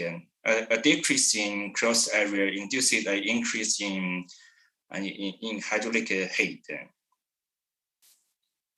So if this hydraulic conductivity is assumed constant in the talic, the hydraulic heat gradient also increases, as shown in this blue dashed line. Okay, at some point, this increase in hydraulic heat in the talic induces stresses in the riverbed and icing, which are enough height to crack the icing and allow groundwater overflow on the icing, which contributes to its sinking and enlargement. As soon as the water pressure in the talic is released, so the overflow stops, the crack frees back, and hydraulic heat increases again until new crack occurs. And several events of groundwater overflow occur each winter. In these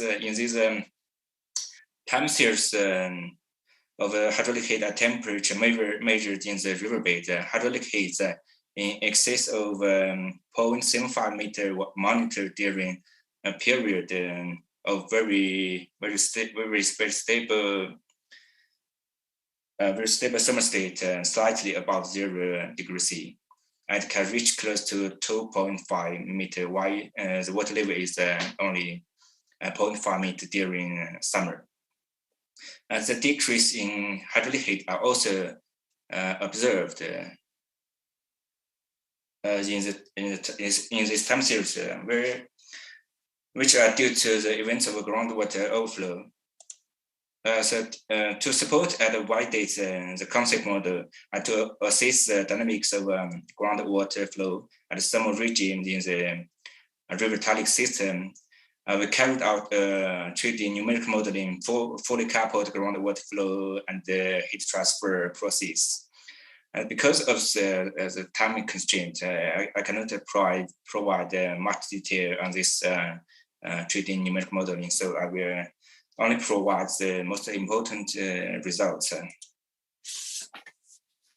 In these two pictures, it is clear that the spatial distribution of ground temperature along the 5 cross sections in summer on the left and in winter on the right. The zones of ground temperature above 0 degrees C, 0 degrees C,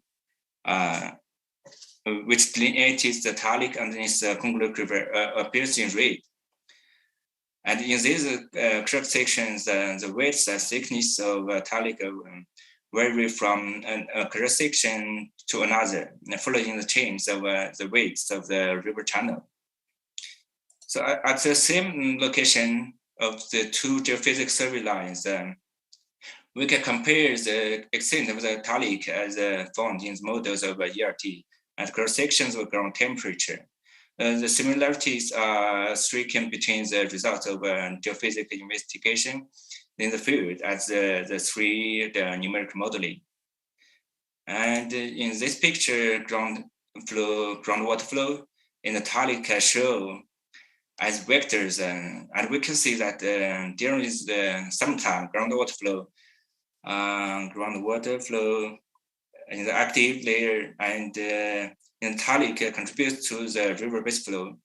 The groundwater flow is mainly horizontal in the active layer down to the talic riverbed. While in winter in this picture, as groundwater flow is at the downward upstream of talic constriction and upward at talic constriction, which induces increase in hydraulic heat in the talic. Okay, here are 3 conclusions of my research.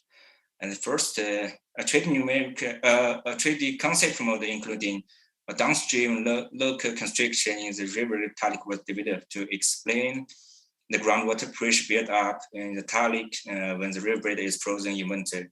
And the constriction in the Talik has the squeezing effect on groundwater flow.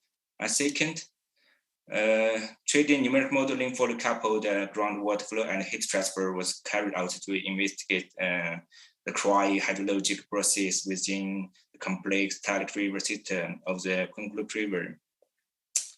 And the last, the monitored and simulated result of the thermal hydraulic conditions of the Talik system in good agreement. Okay.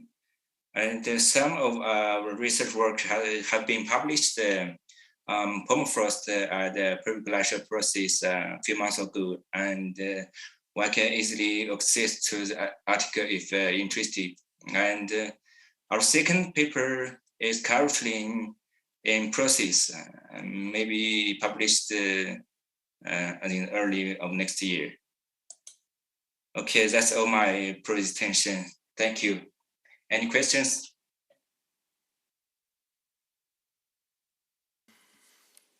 Так, спасибо большое. Thank you very much. And we need some time for a couple of questions.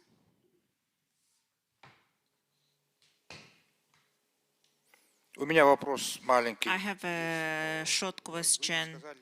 So you didn't tell about the water water discharge.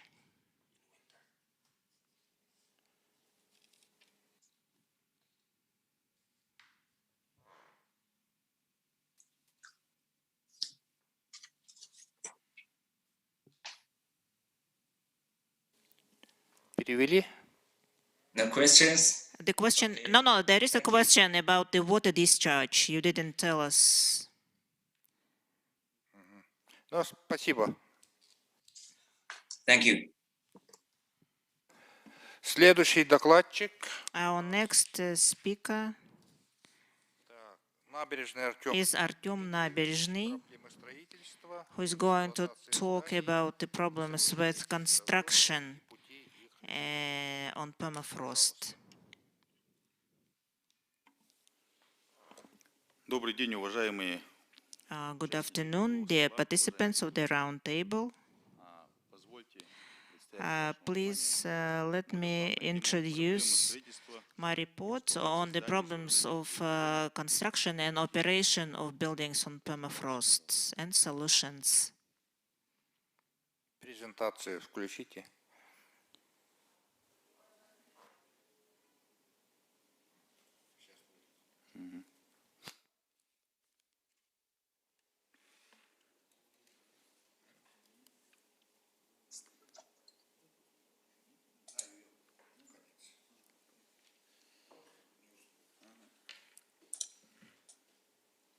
Как переключить? Вот.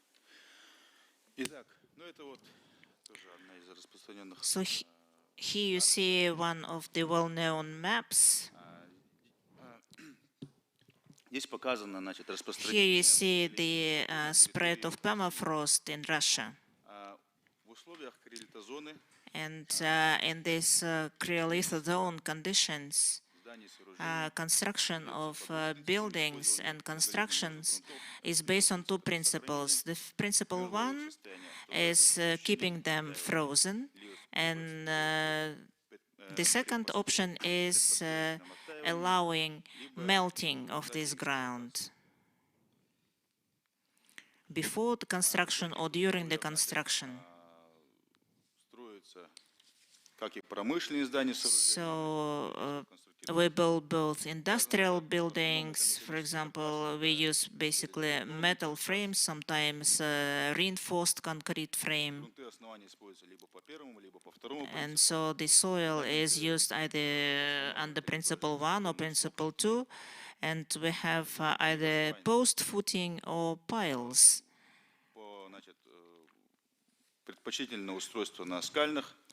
So we prefer to build on rocks, but sometimes you have to build on loose ground as well. So we have offices and residential housing. In this area, you can build up to 16 floors. So we have a metal framework. Sometimes with panels.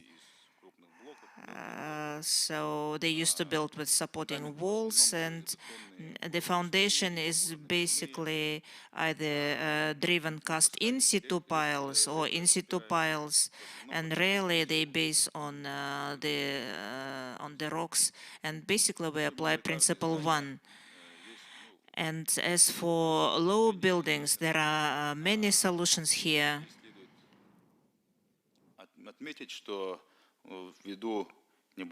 And due to small load from these buildings, in most cases people build just without any geological survey. So,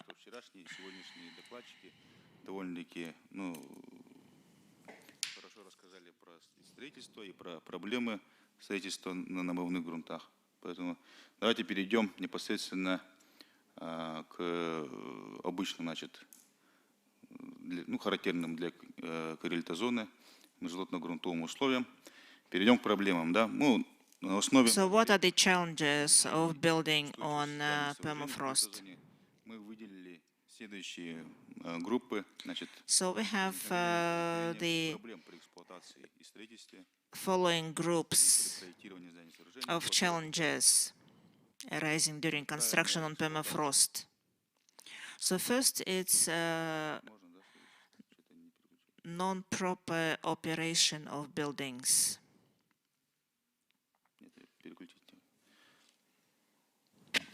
Вот, неправильная эксплуатация, да? Здесь non-proper operations, quite frequent problems in Yakutia, in Krasnoyarsk, Chukotka, in Magadan areas. Многолетний мезогрунтов основания по первому принципу — это нарушение нормальной работы. So it is caused by the violation of ventilated underfloor space. It's melting of grounds due to leakage from engineering communications and increased salinity of soils. And it is also heaving of the ground, and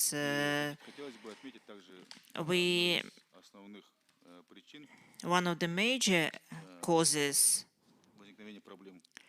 of the problems during the operation is the cryogenic destruction of the concrete,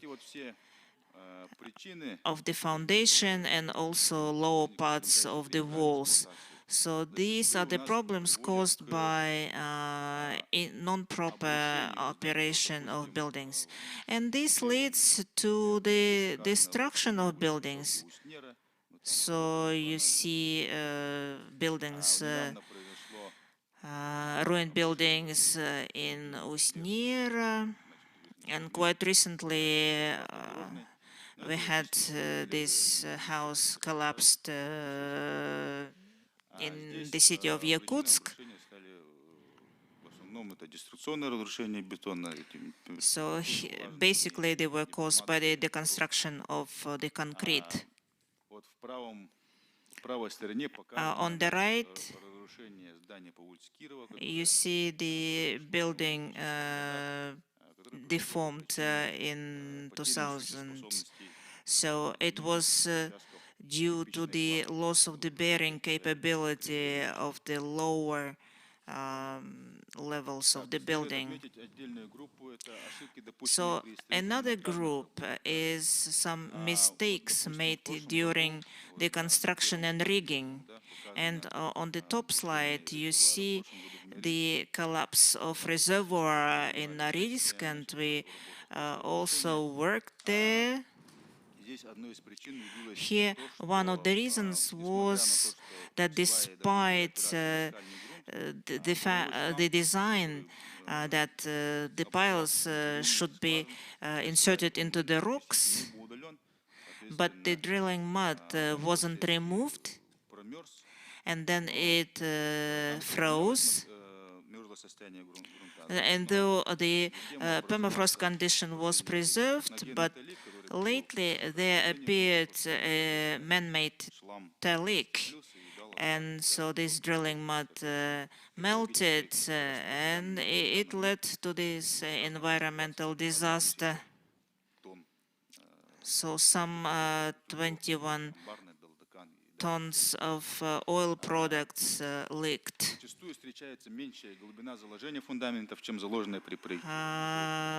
Quite common is the case when the foundation is grounded to a smaller depth than designed. So the design is that the foundation should stand on the rocks, but in fact they stand on permafrost, on ice.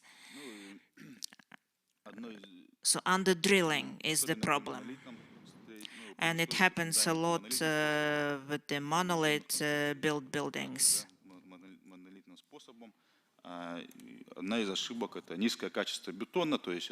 And another problem is low quality of concrete, its durability and frost resistance and water resistance. Another group of mistakes is the mistakes made during construction and rigging. And here the consequences can be catastrophic.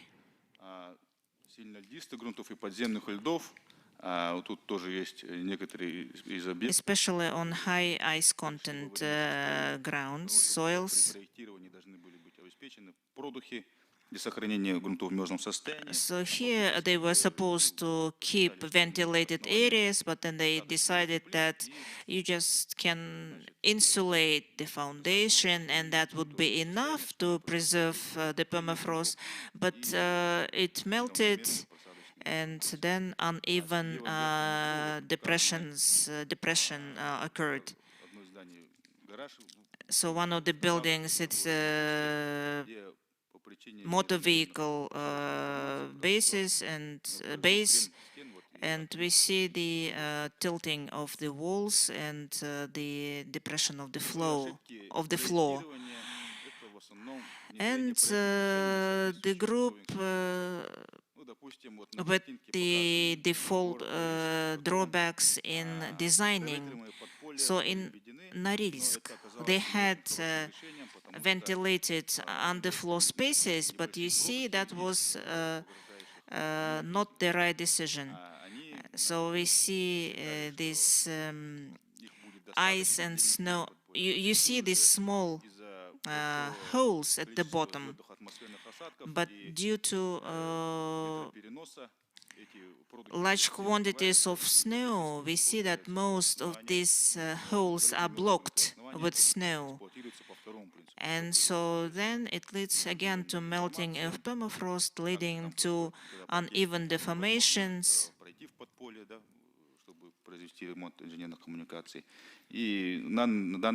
And with so this is one of the major problems in Norilsk now. So where foundations are not based on rocks, this is the case. And also there are some drawbacks during the survey period. So maybe insufficient study of geophysical conditions, cryogenic conditions. So what are the solutions?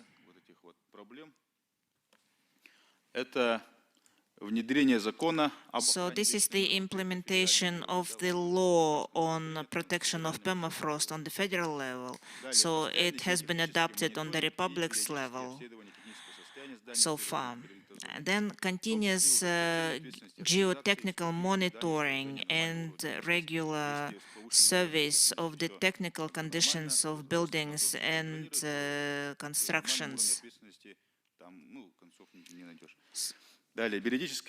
Then regular refreshment courses for the personnel working at designing, survey, construction, and operating institutions, and also quarterly planning of the heights of embankments during constructions. And also we need to introduce the foundations using the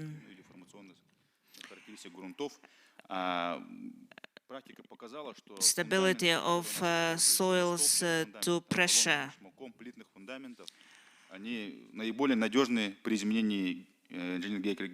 So, and these sort of like slab foundations, they proved to be most resistant to the changes in the permafrost condition. So, for example, this heat plant of Yakutsk, though the ground under it has some talics, for example, under this power heat plant, but there are no problems. So what our laboratory developed these ridgy piles, and so again with this sort of piles,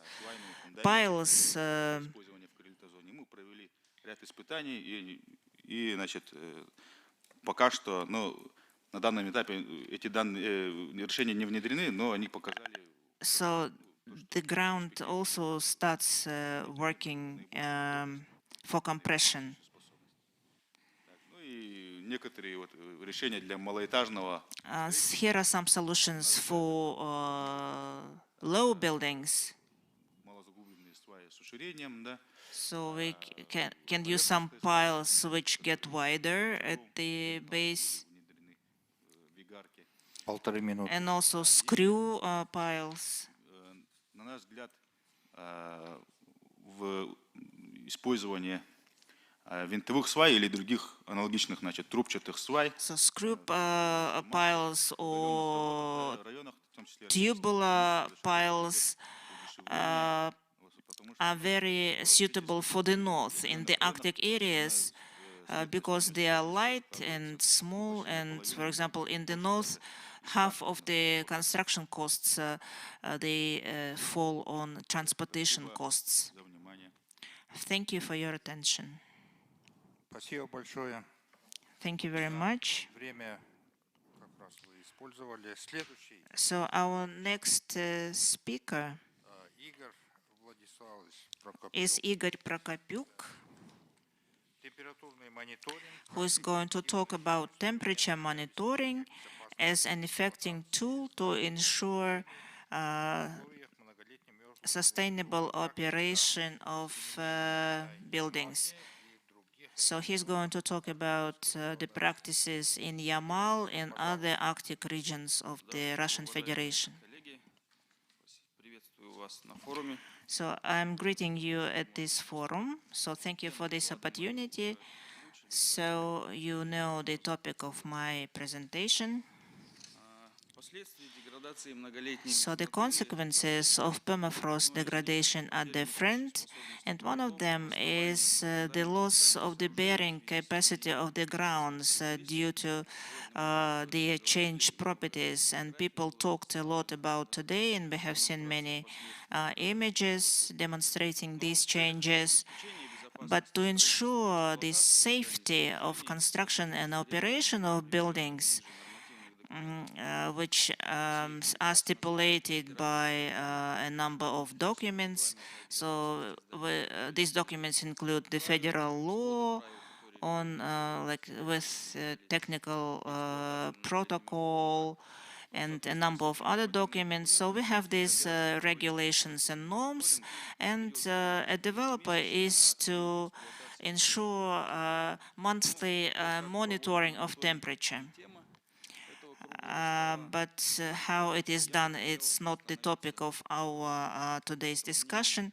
I would like to compare two methods, manual and automated. So because the owners and operators do some monitoring.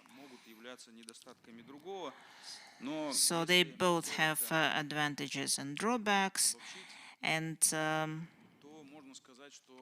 if we summarize, the manual method is preferable to the automated is only in the case when it is not regular. For example, if it's just one-time monitoring, because regular monitoring, of course,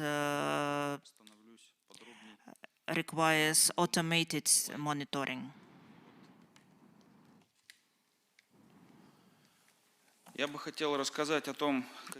And I would like to tell about how Rus Geotech company builds monitoring systems. We usually use wireless systems, because wired systems, though they are very reliable, but they are significantly more expensive. So that's why we use wireless. So they are based on plug and play principles.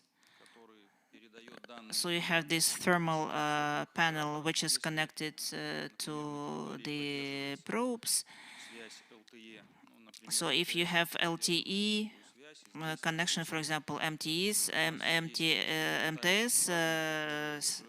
cellular services provider have this, and so we have received over 3,000 takings. So it can cover a wide territory. So if there is mobile connection, then you can use it. So it is also energy efficient. It is stable at negative temperatures. Of course, the parameter of stability is quite relative, and every manufacturer has their idea of stability. But our latest observations showed that they are stable until -60 degrees Celsius. So they have internal ciphering mechanisms.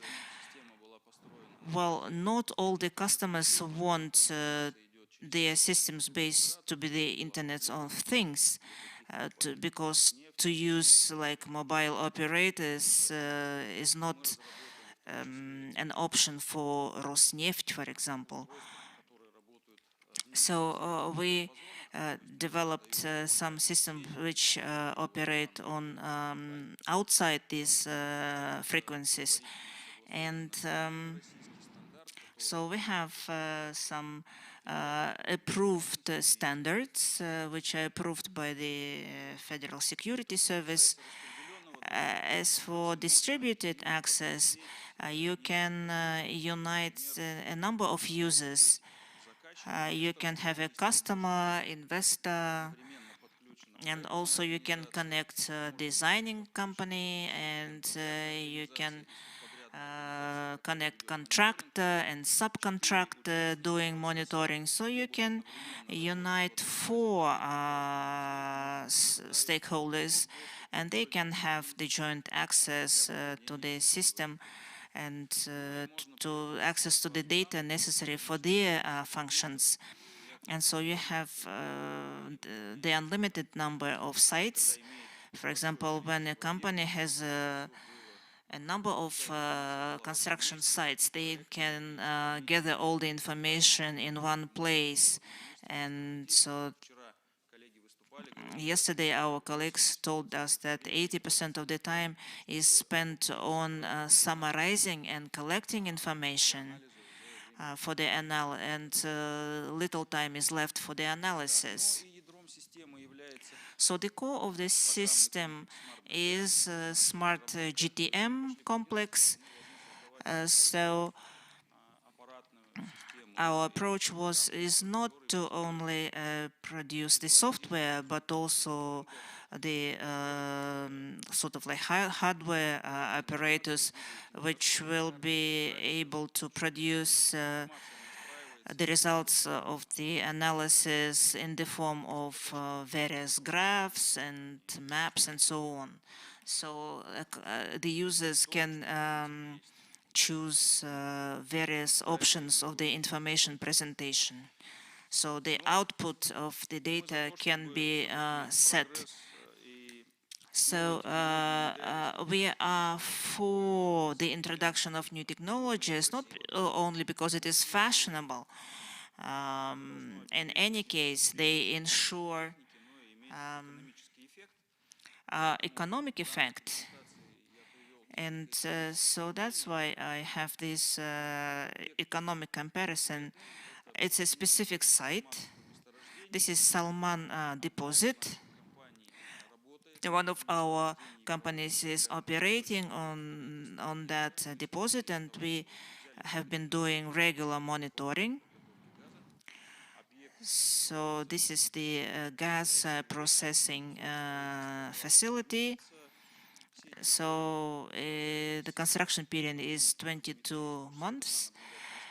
And so we have a number of boreholes. And during the construction, we do that on the monthly basis, and during the operation, twice a year.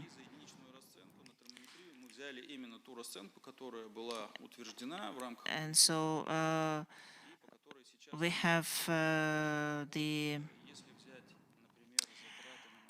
costs for the temperature measurements, which are approved. So мы получаем стоимость одного цикла в районе 584 585, и получается за 22 цикла это почти 13 миллионов рублей. So with these 22 cycles of measurements, the cost totals to some 16 million rubles. Of course, in the beginning, you need a lot of investment to equip the network. So the network had some equipment by our company, but we offered the customer to add some loggers and MB5 network and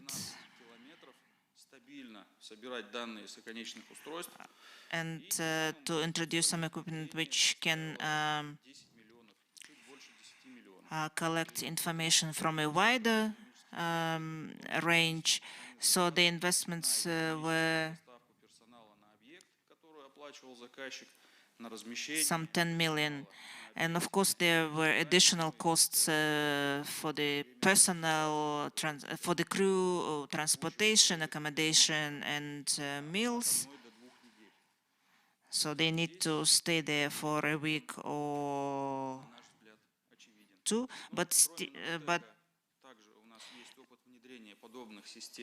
So they would have to spend this, but now with the automated system, they don't need these expenses, so there was significant saving.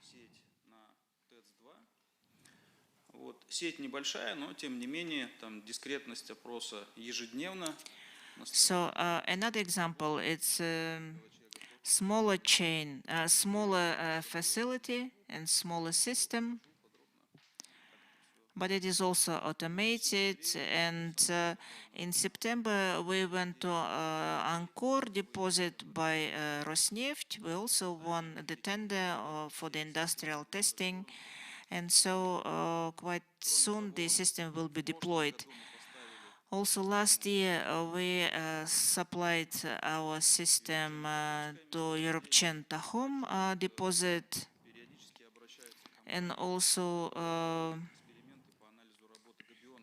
конструкции на железнодорожных линиях. Вот они в Новом Уренгое этой зимой испытали нашу систему, и там In Новый температуры были Уренгой, ниже не было, конечно, но всю зиму they also used our system to monitor their various embankments in Новый Уренгой, and it proved to be very effective. развития арктической зоны, да, предусмотрено создание государственной сети.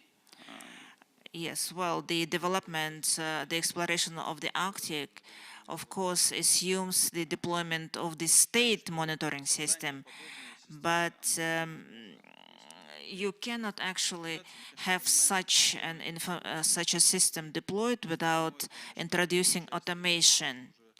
And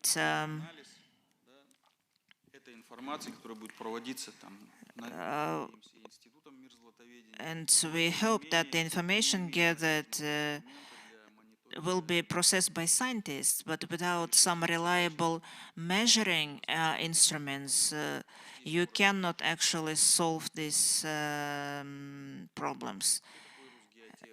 So here is also an information about Rus Geotech company. It's a young company. We were established in 2018, but it is successful on the relevant market, and our equipment has been tested by the Arctic. So we have some time for a couple of questions.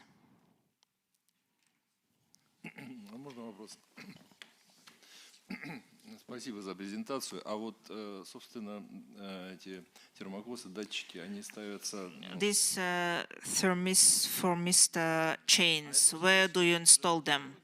It depends on the geology. It depends on the designing institution. So with MB5 technology, you can install it in the range of 10 kilometers. But now we are working to expand its distance to 25 kilometers. Or maybe potentially up to 50 kilometers. So what are the power supply? So we use batteries, lithium batteries of the special Arctic design, but it depends on the frequency of monitoring. So we tested our devices in refrigerators with the temperature minus 50 degrees. So, for example, if you get data only once a week, then they can run for 5 years, but usually it's for 5 years. Thank you very much. So the time for the next speaker, and our next speaker is Viktor Diomin, who is first vice principal of Tomsk State University, who is going to talk about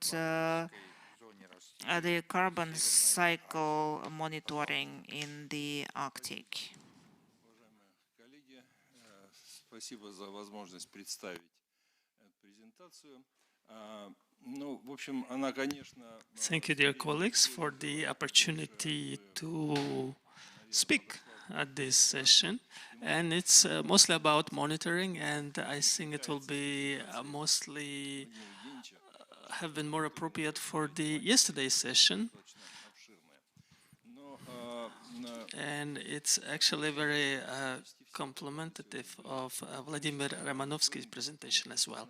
But there have been some presentations today about monitoring, because the main task we have is what should we monitor and how should we monitor and when should we do it.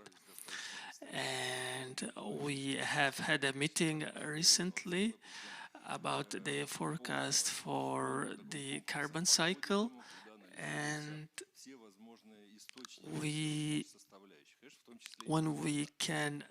we'll need to get data from all the available sources, including the state of the permafrost. And I think that quite a lot of things that I have on these slides have already been talked about before, especially about the melting of the ice cap in the Arctic.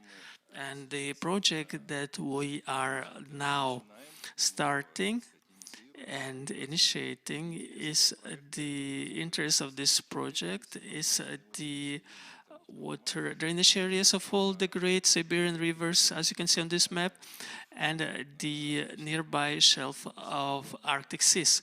And this is a global task, and monitoring in this area is not possible without a close cooperation of various organizations, of a large consortium of participants. And it is not a coincidence that we called our project Global Earth Changes, Climate Ecology and Quality of Life, because everything we are talking about, it does affect the environment and the quality of life, including the construction and operation of buildings, as we think that this is a part of the quality of life. And here on this slide, you can see that if we try to build a scheme of interrelationships of different factors, any two components of it, they have two types of connections, like about positive and negative, such as if we talk about the gas content of permafrost, there is a connection in both sides. And all the arrows here, they basically show all these interrelations. We wanted to evaluate this system in an integrated manner in the beginning, but we probably need to start focusing on the most important part. And here we have this carbon cycle, our focus on it, and it is in blue letters here on this slide. And this is not just to be kind of try to see what's going on in general, but in order to gather enough data to create new climatic models, or maybe to make the existing climatic details more detailed in order to develop necessary measures for preventing or protecting ourselves from global climate change. And the leading scientists who are taking part in these projects were also on the previous slide. But the society is mostly interested in socially significant results. It is the set of possible measures for preventing the consequences of climate change, or preventing them or adapting to them. And according to different estimations, this set of measures is going to cost from $8 to $60 trillion, which, and well, basically this figure is so unclear that the detailing of this, identifying the clear figure, is a big task by itself. And this is due to the regional balance of emissions and the global balance, and many of the one of the greater tasks that is standing between for us today is the delineation of the human contribution to these emissions and natural emissions. So the architecture of this consortium is quite simple. For this project, we worked closely with permafrost scientists and Mikhail Zhelezniak and different colleagues, and have identified several different colleagues. Many are asking, where is atmosphere here? But atmosphere is everywhere here. And we could have done it separately, but we think it's part of all the other directions. There's a group that seriously is working on the shelf, that is carbon emissions on this sea shelf, and they have an expedition tomorrow where they're setting out for it. A team of permafrost scientists who is mostly represented here on this forum. And there's also a big school in Tomsk University, which is working on bogs and swamps and so on. The next direction is carbon polygons and farms. It is supported by the government and our university with our partners, the Institute of the Atmosphere Road Risk and Monitoring of Climatic and Environmental Systems. Several days ago received, well, not received exactly, but included the Tomsk carbon polygon into this Russian grant. The next direction is the quality of life, and we think that this is one of the principal directions because we're all interested in our quality of life of people, and we also talked about that during this roundtable as well. And of course, all the results that we are going to receive cannot be interpreted by one single person. That is why we expect the consortium to have meetings once a year, to have this kind of roundtables or conferences in order to understand how we can put together the puzzle of all the results that we have received and how to plan the future work of the consortium and how to finance the general program, which is in this blue circle there. And it is the estimation and prognosis of the carbon cycle. And on the right, we can see the members of this consortium listed there, and they have all signed agreements about the construction, the establishment of this consortium, including such organizations as the Pacific Ocean Institute.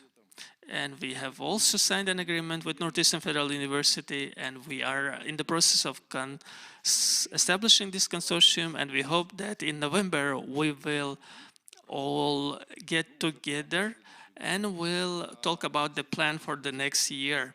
As number of examples of what we have already done or can do in recent future, in the near future, the big number here is that we have are going to use the results of about 50 expeditions to these sea shelves, which had quite a lot of results that have been interpreted and published. We are also building equipment and tools, not only for monitoring or surveying the sea particles and plankton in its environment and so on, but we are also now developing equipment for direct capture of carbon, because in carbon polygons the main task is not only monitoring but also the neutralization of carbon, and that is why we need our own developments. And we have a group which is working on creating technologies and tools, equipment. For example, there is equipment for getting sea bottom oil and so on. We also have an airborne laboratory at the institute that allows to research troposphere of the Arctic, its gas content.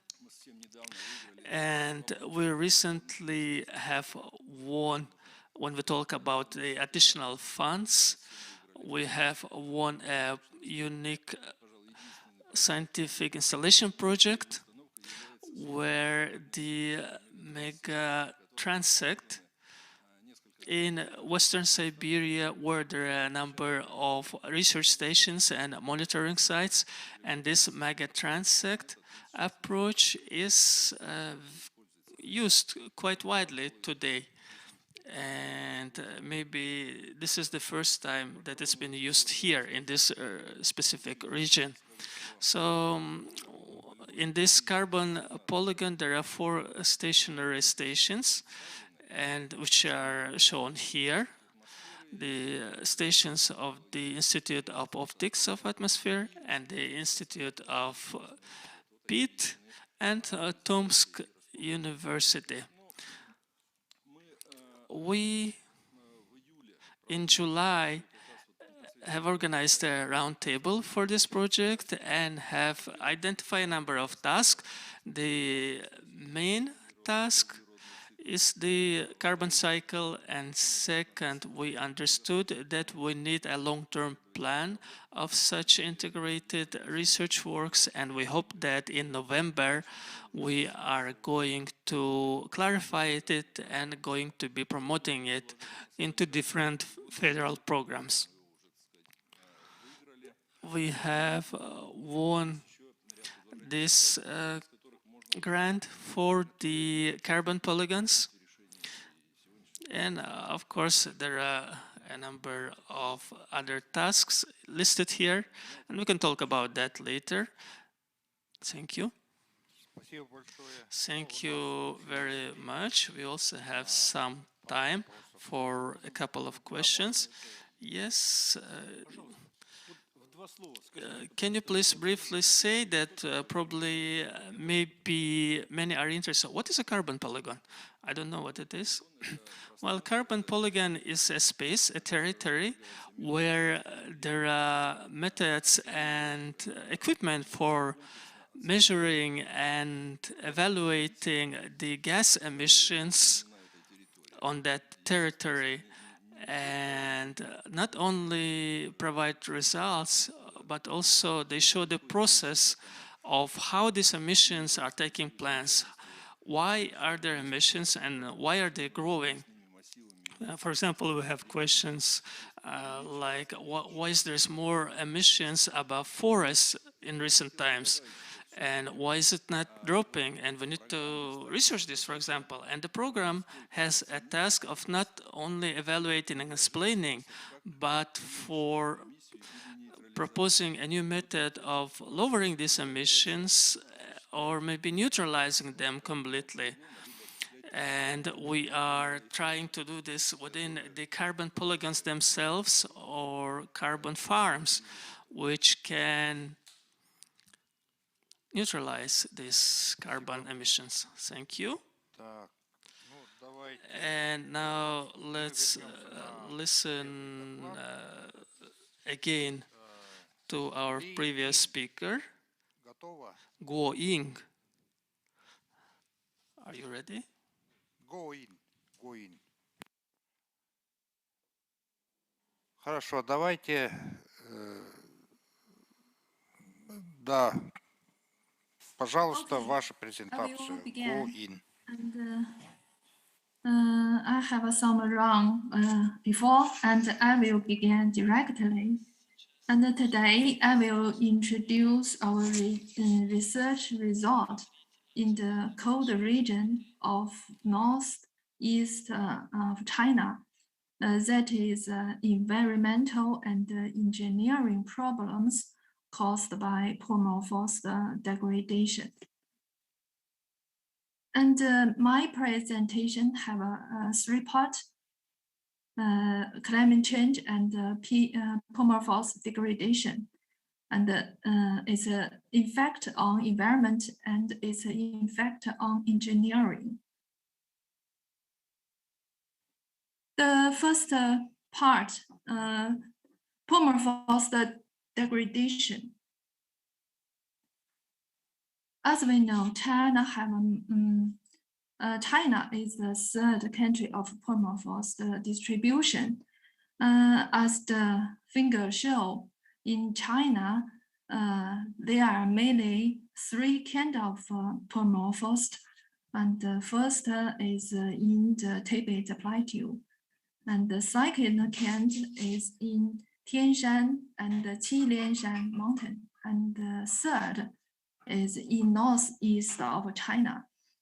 It was here the permafrost is in the southern edge of the in Eurasia permafrost and connected to the permafrost in Russia. Today we will talk about the permafrost here. This is the permafrost distribution map. made by modest data and NDVI vegetation indexed. The resolution is 1 kilometer. The left one is from 2003 to 2013, and the right one is from 2015 to 2019. Among them, the deep blue is the stable or type permafrost reduced quickly. That means the permafrost degradation very quickly. And through the statistics of national ground temperature, we found that the ground temperature rising in northeast China is higher than the national average level. The right column is the bigger. And this is the permafrost distribution in 30-meter resolution made by Landside 7 data. This is in Laser Kingen Mountain area where highways and railway go through here.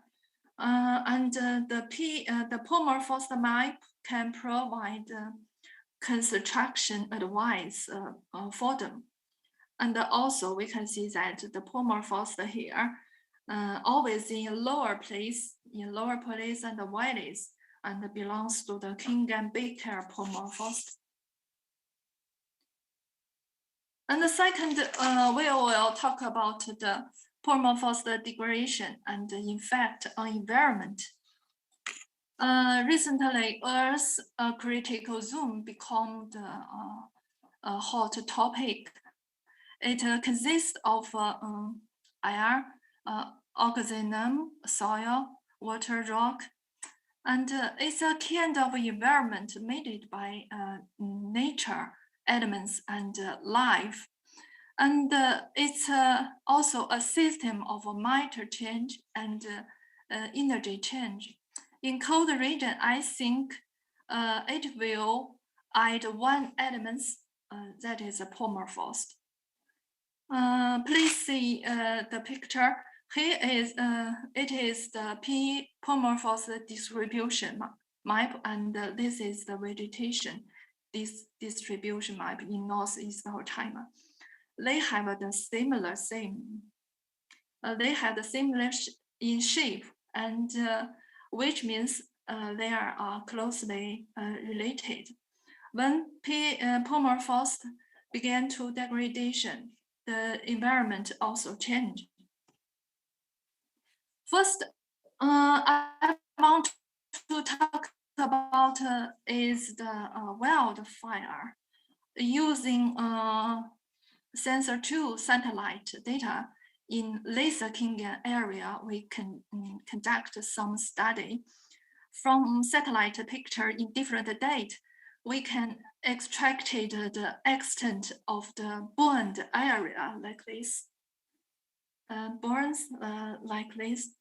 And when we look at the location of the wildfire in the same area, over 5 years from 2017 to 2021, we found that a large area of permafrost are more likely to have multiple wildfire, just like the deep color. Just the deep red color have the wildfire area.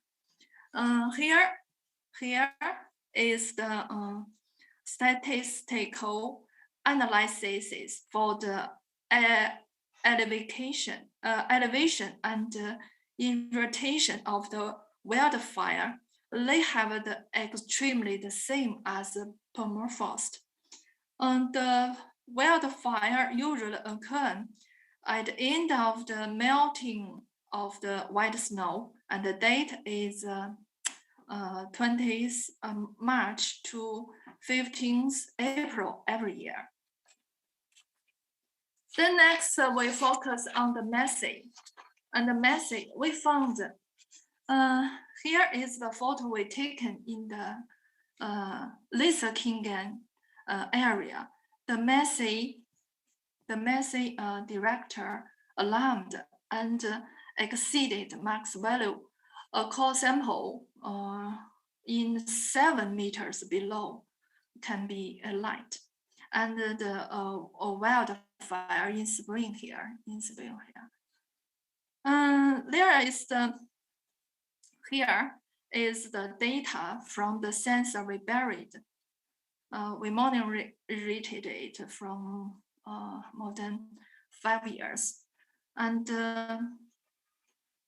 this picture, the right point is the white field point in the last 20 years.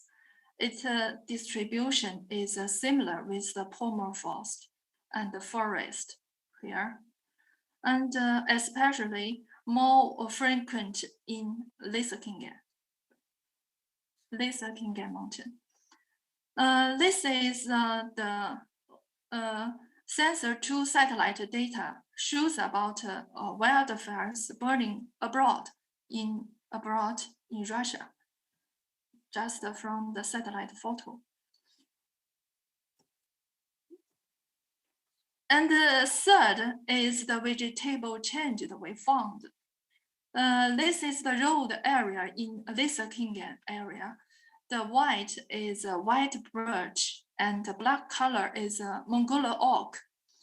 The birch is younger than oak, about 20 years, and the place they living is near the landslide edge. You can know the details in these articles here. And when landslide occur, and the birch grow here, and the oak is died. The last we will want to say is the landslide. This is a section of Bei'an to Heihe highway in Lysekingen area. There are 6 landslides within 3 kilometer radius. This is the photo taken by airplane. And we made a detailed study of this landslide.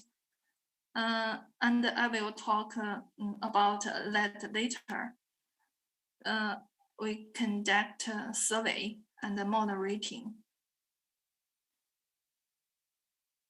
And our research results are rated in the books and applied for the international project here.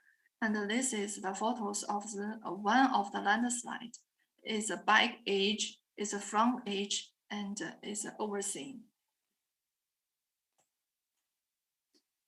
Next, we'll talk about permafrost degradation and its effect on engineering. First is icing.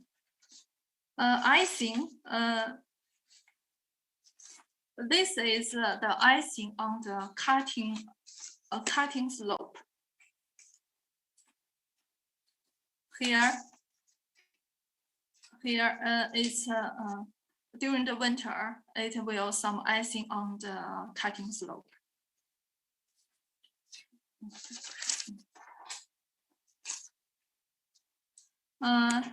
Road construction will accelerate the permafrost thawing and result in icing in winter.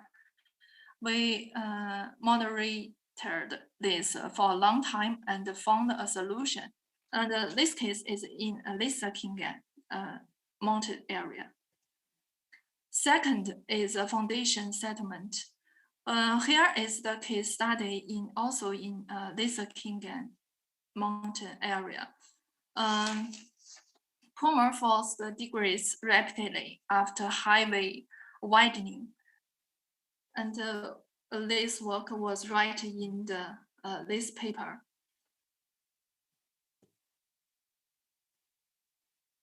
And we also monitored this for a long time and found the solution. That is the piles of crushed stone to permelt the permafrost. Use this and can site the settlement.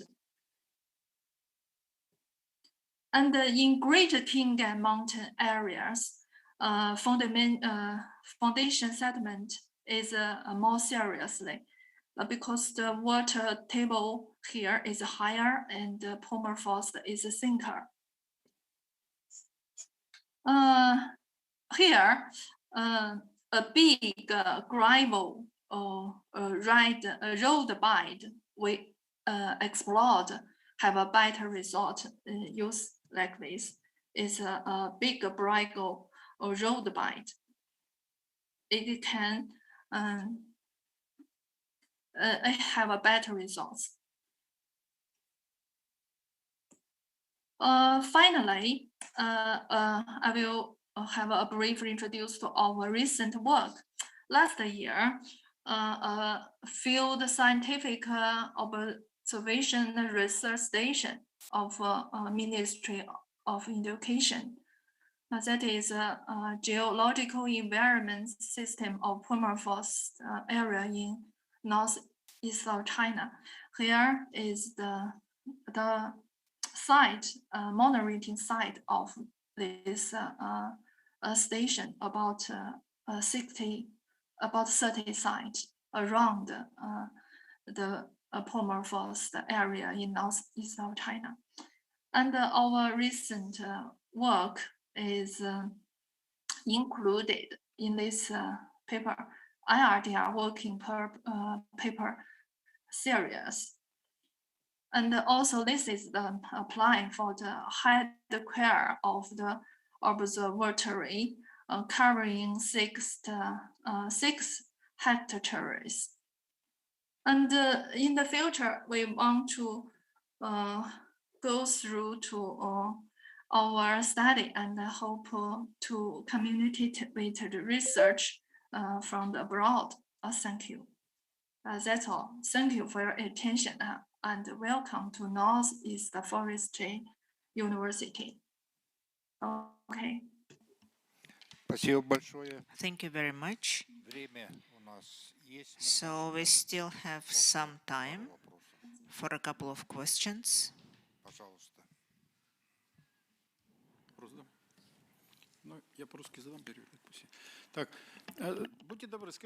My question is, in the area in the northeast of China, so what are the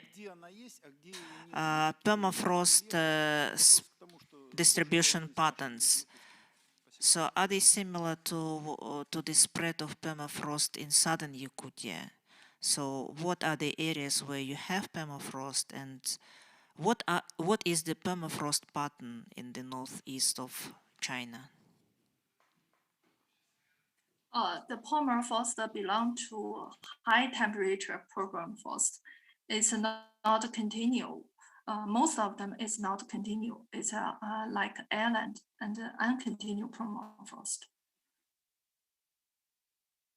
Где есть мерзлота? Это долины, первые надпойменные. So, for example, where do you have permafrost? In valleys, in watersheds? What kind of terrain is where landscape where permafrost occurs? 他说这个 permafrost, OK.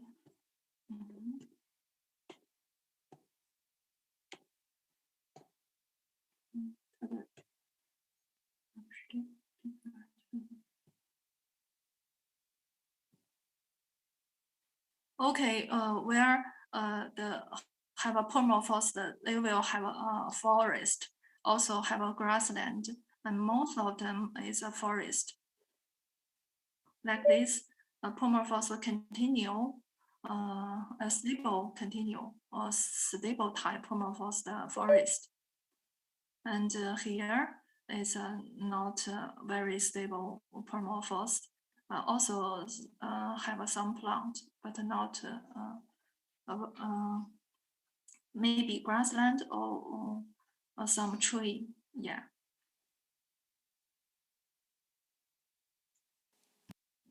Так, можно вопрос еще один такой? Another question. Конкретные индикаторы. Do you have any specific indicators on plants, on kinds of plants? Мерзлоты. So, do you have permafrost indicators for specific plants, specific trees? Oh, just in our road area. Okay, I will find that is here. No.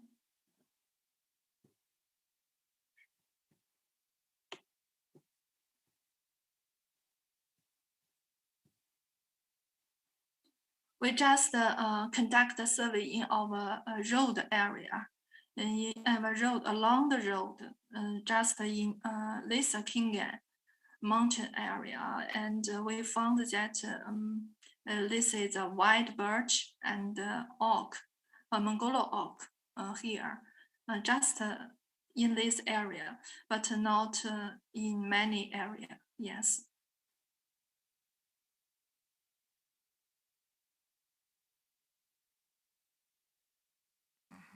Спасибо большое. Thank you very much. Okay, thank you. Ну, на этом наша программа сегодня. So we have completed our scheduled presentations. So, Mr. Железняк, your summary. So, dear colleagues, thank you very much for your participation in our roundtable and 2 previous sessions. So, we have heard your proposals. And what shall we do? Before October 6, we are still waiting for your proposals to be included into the resolution of our roundtable. Please send it to us. On the Melnikov Permafrost Institute site, you can find all the contacts of the roundtable participants, and you can address them, contact them directly. And so within the next 5-6 days, we are going to do this. And on let's say October 7 or 8, we will post the resolution on our site, and there will be time for some editing. So my proposal is not to have any discussion of the proposals to the resolutions now. But these proposals are vital for the construction and ensuring stability. But if you have any ideas now, we have an open mic. Ну, уважаемые коллеги, если нет ни у кого, вот с If таким not, регламентом мы с вами соглашаемся. so we agree with this. So again, I would like to thank all of you for participating in the Northern Sustainable Development Forum and for participating in our roundtable.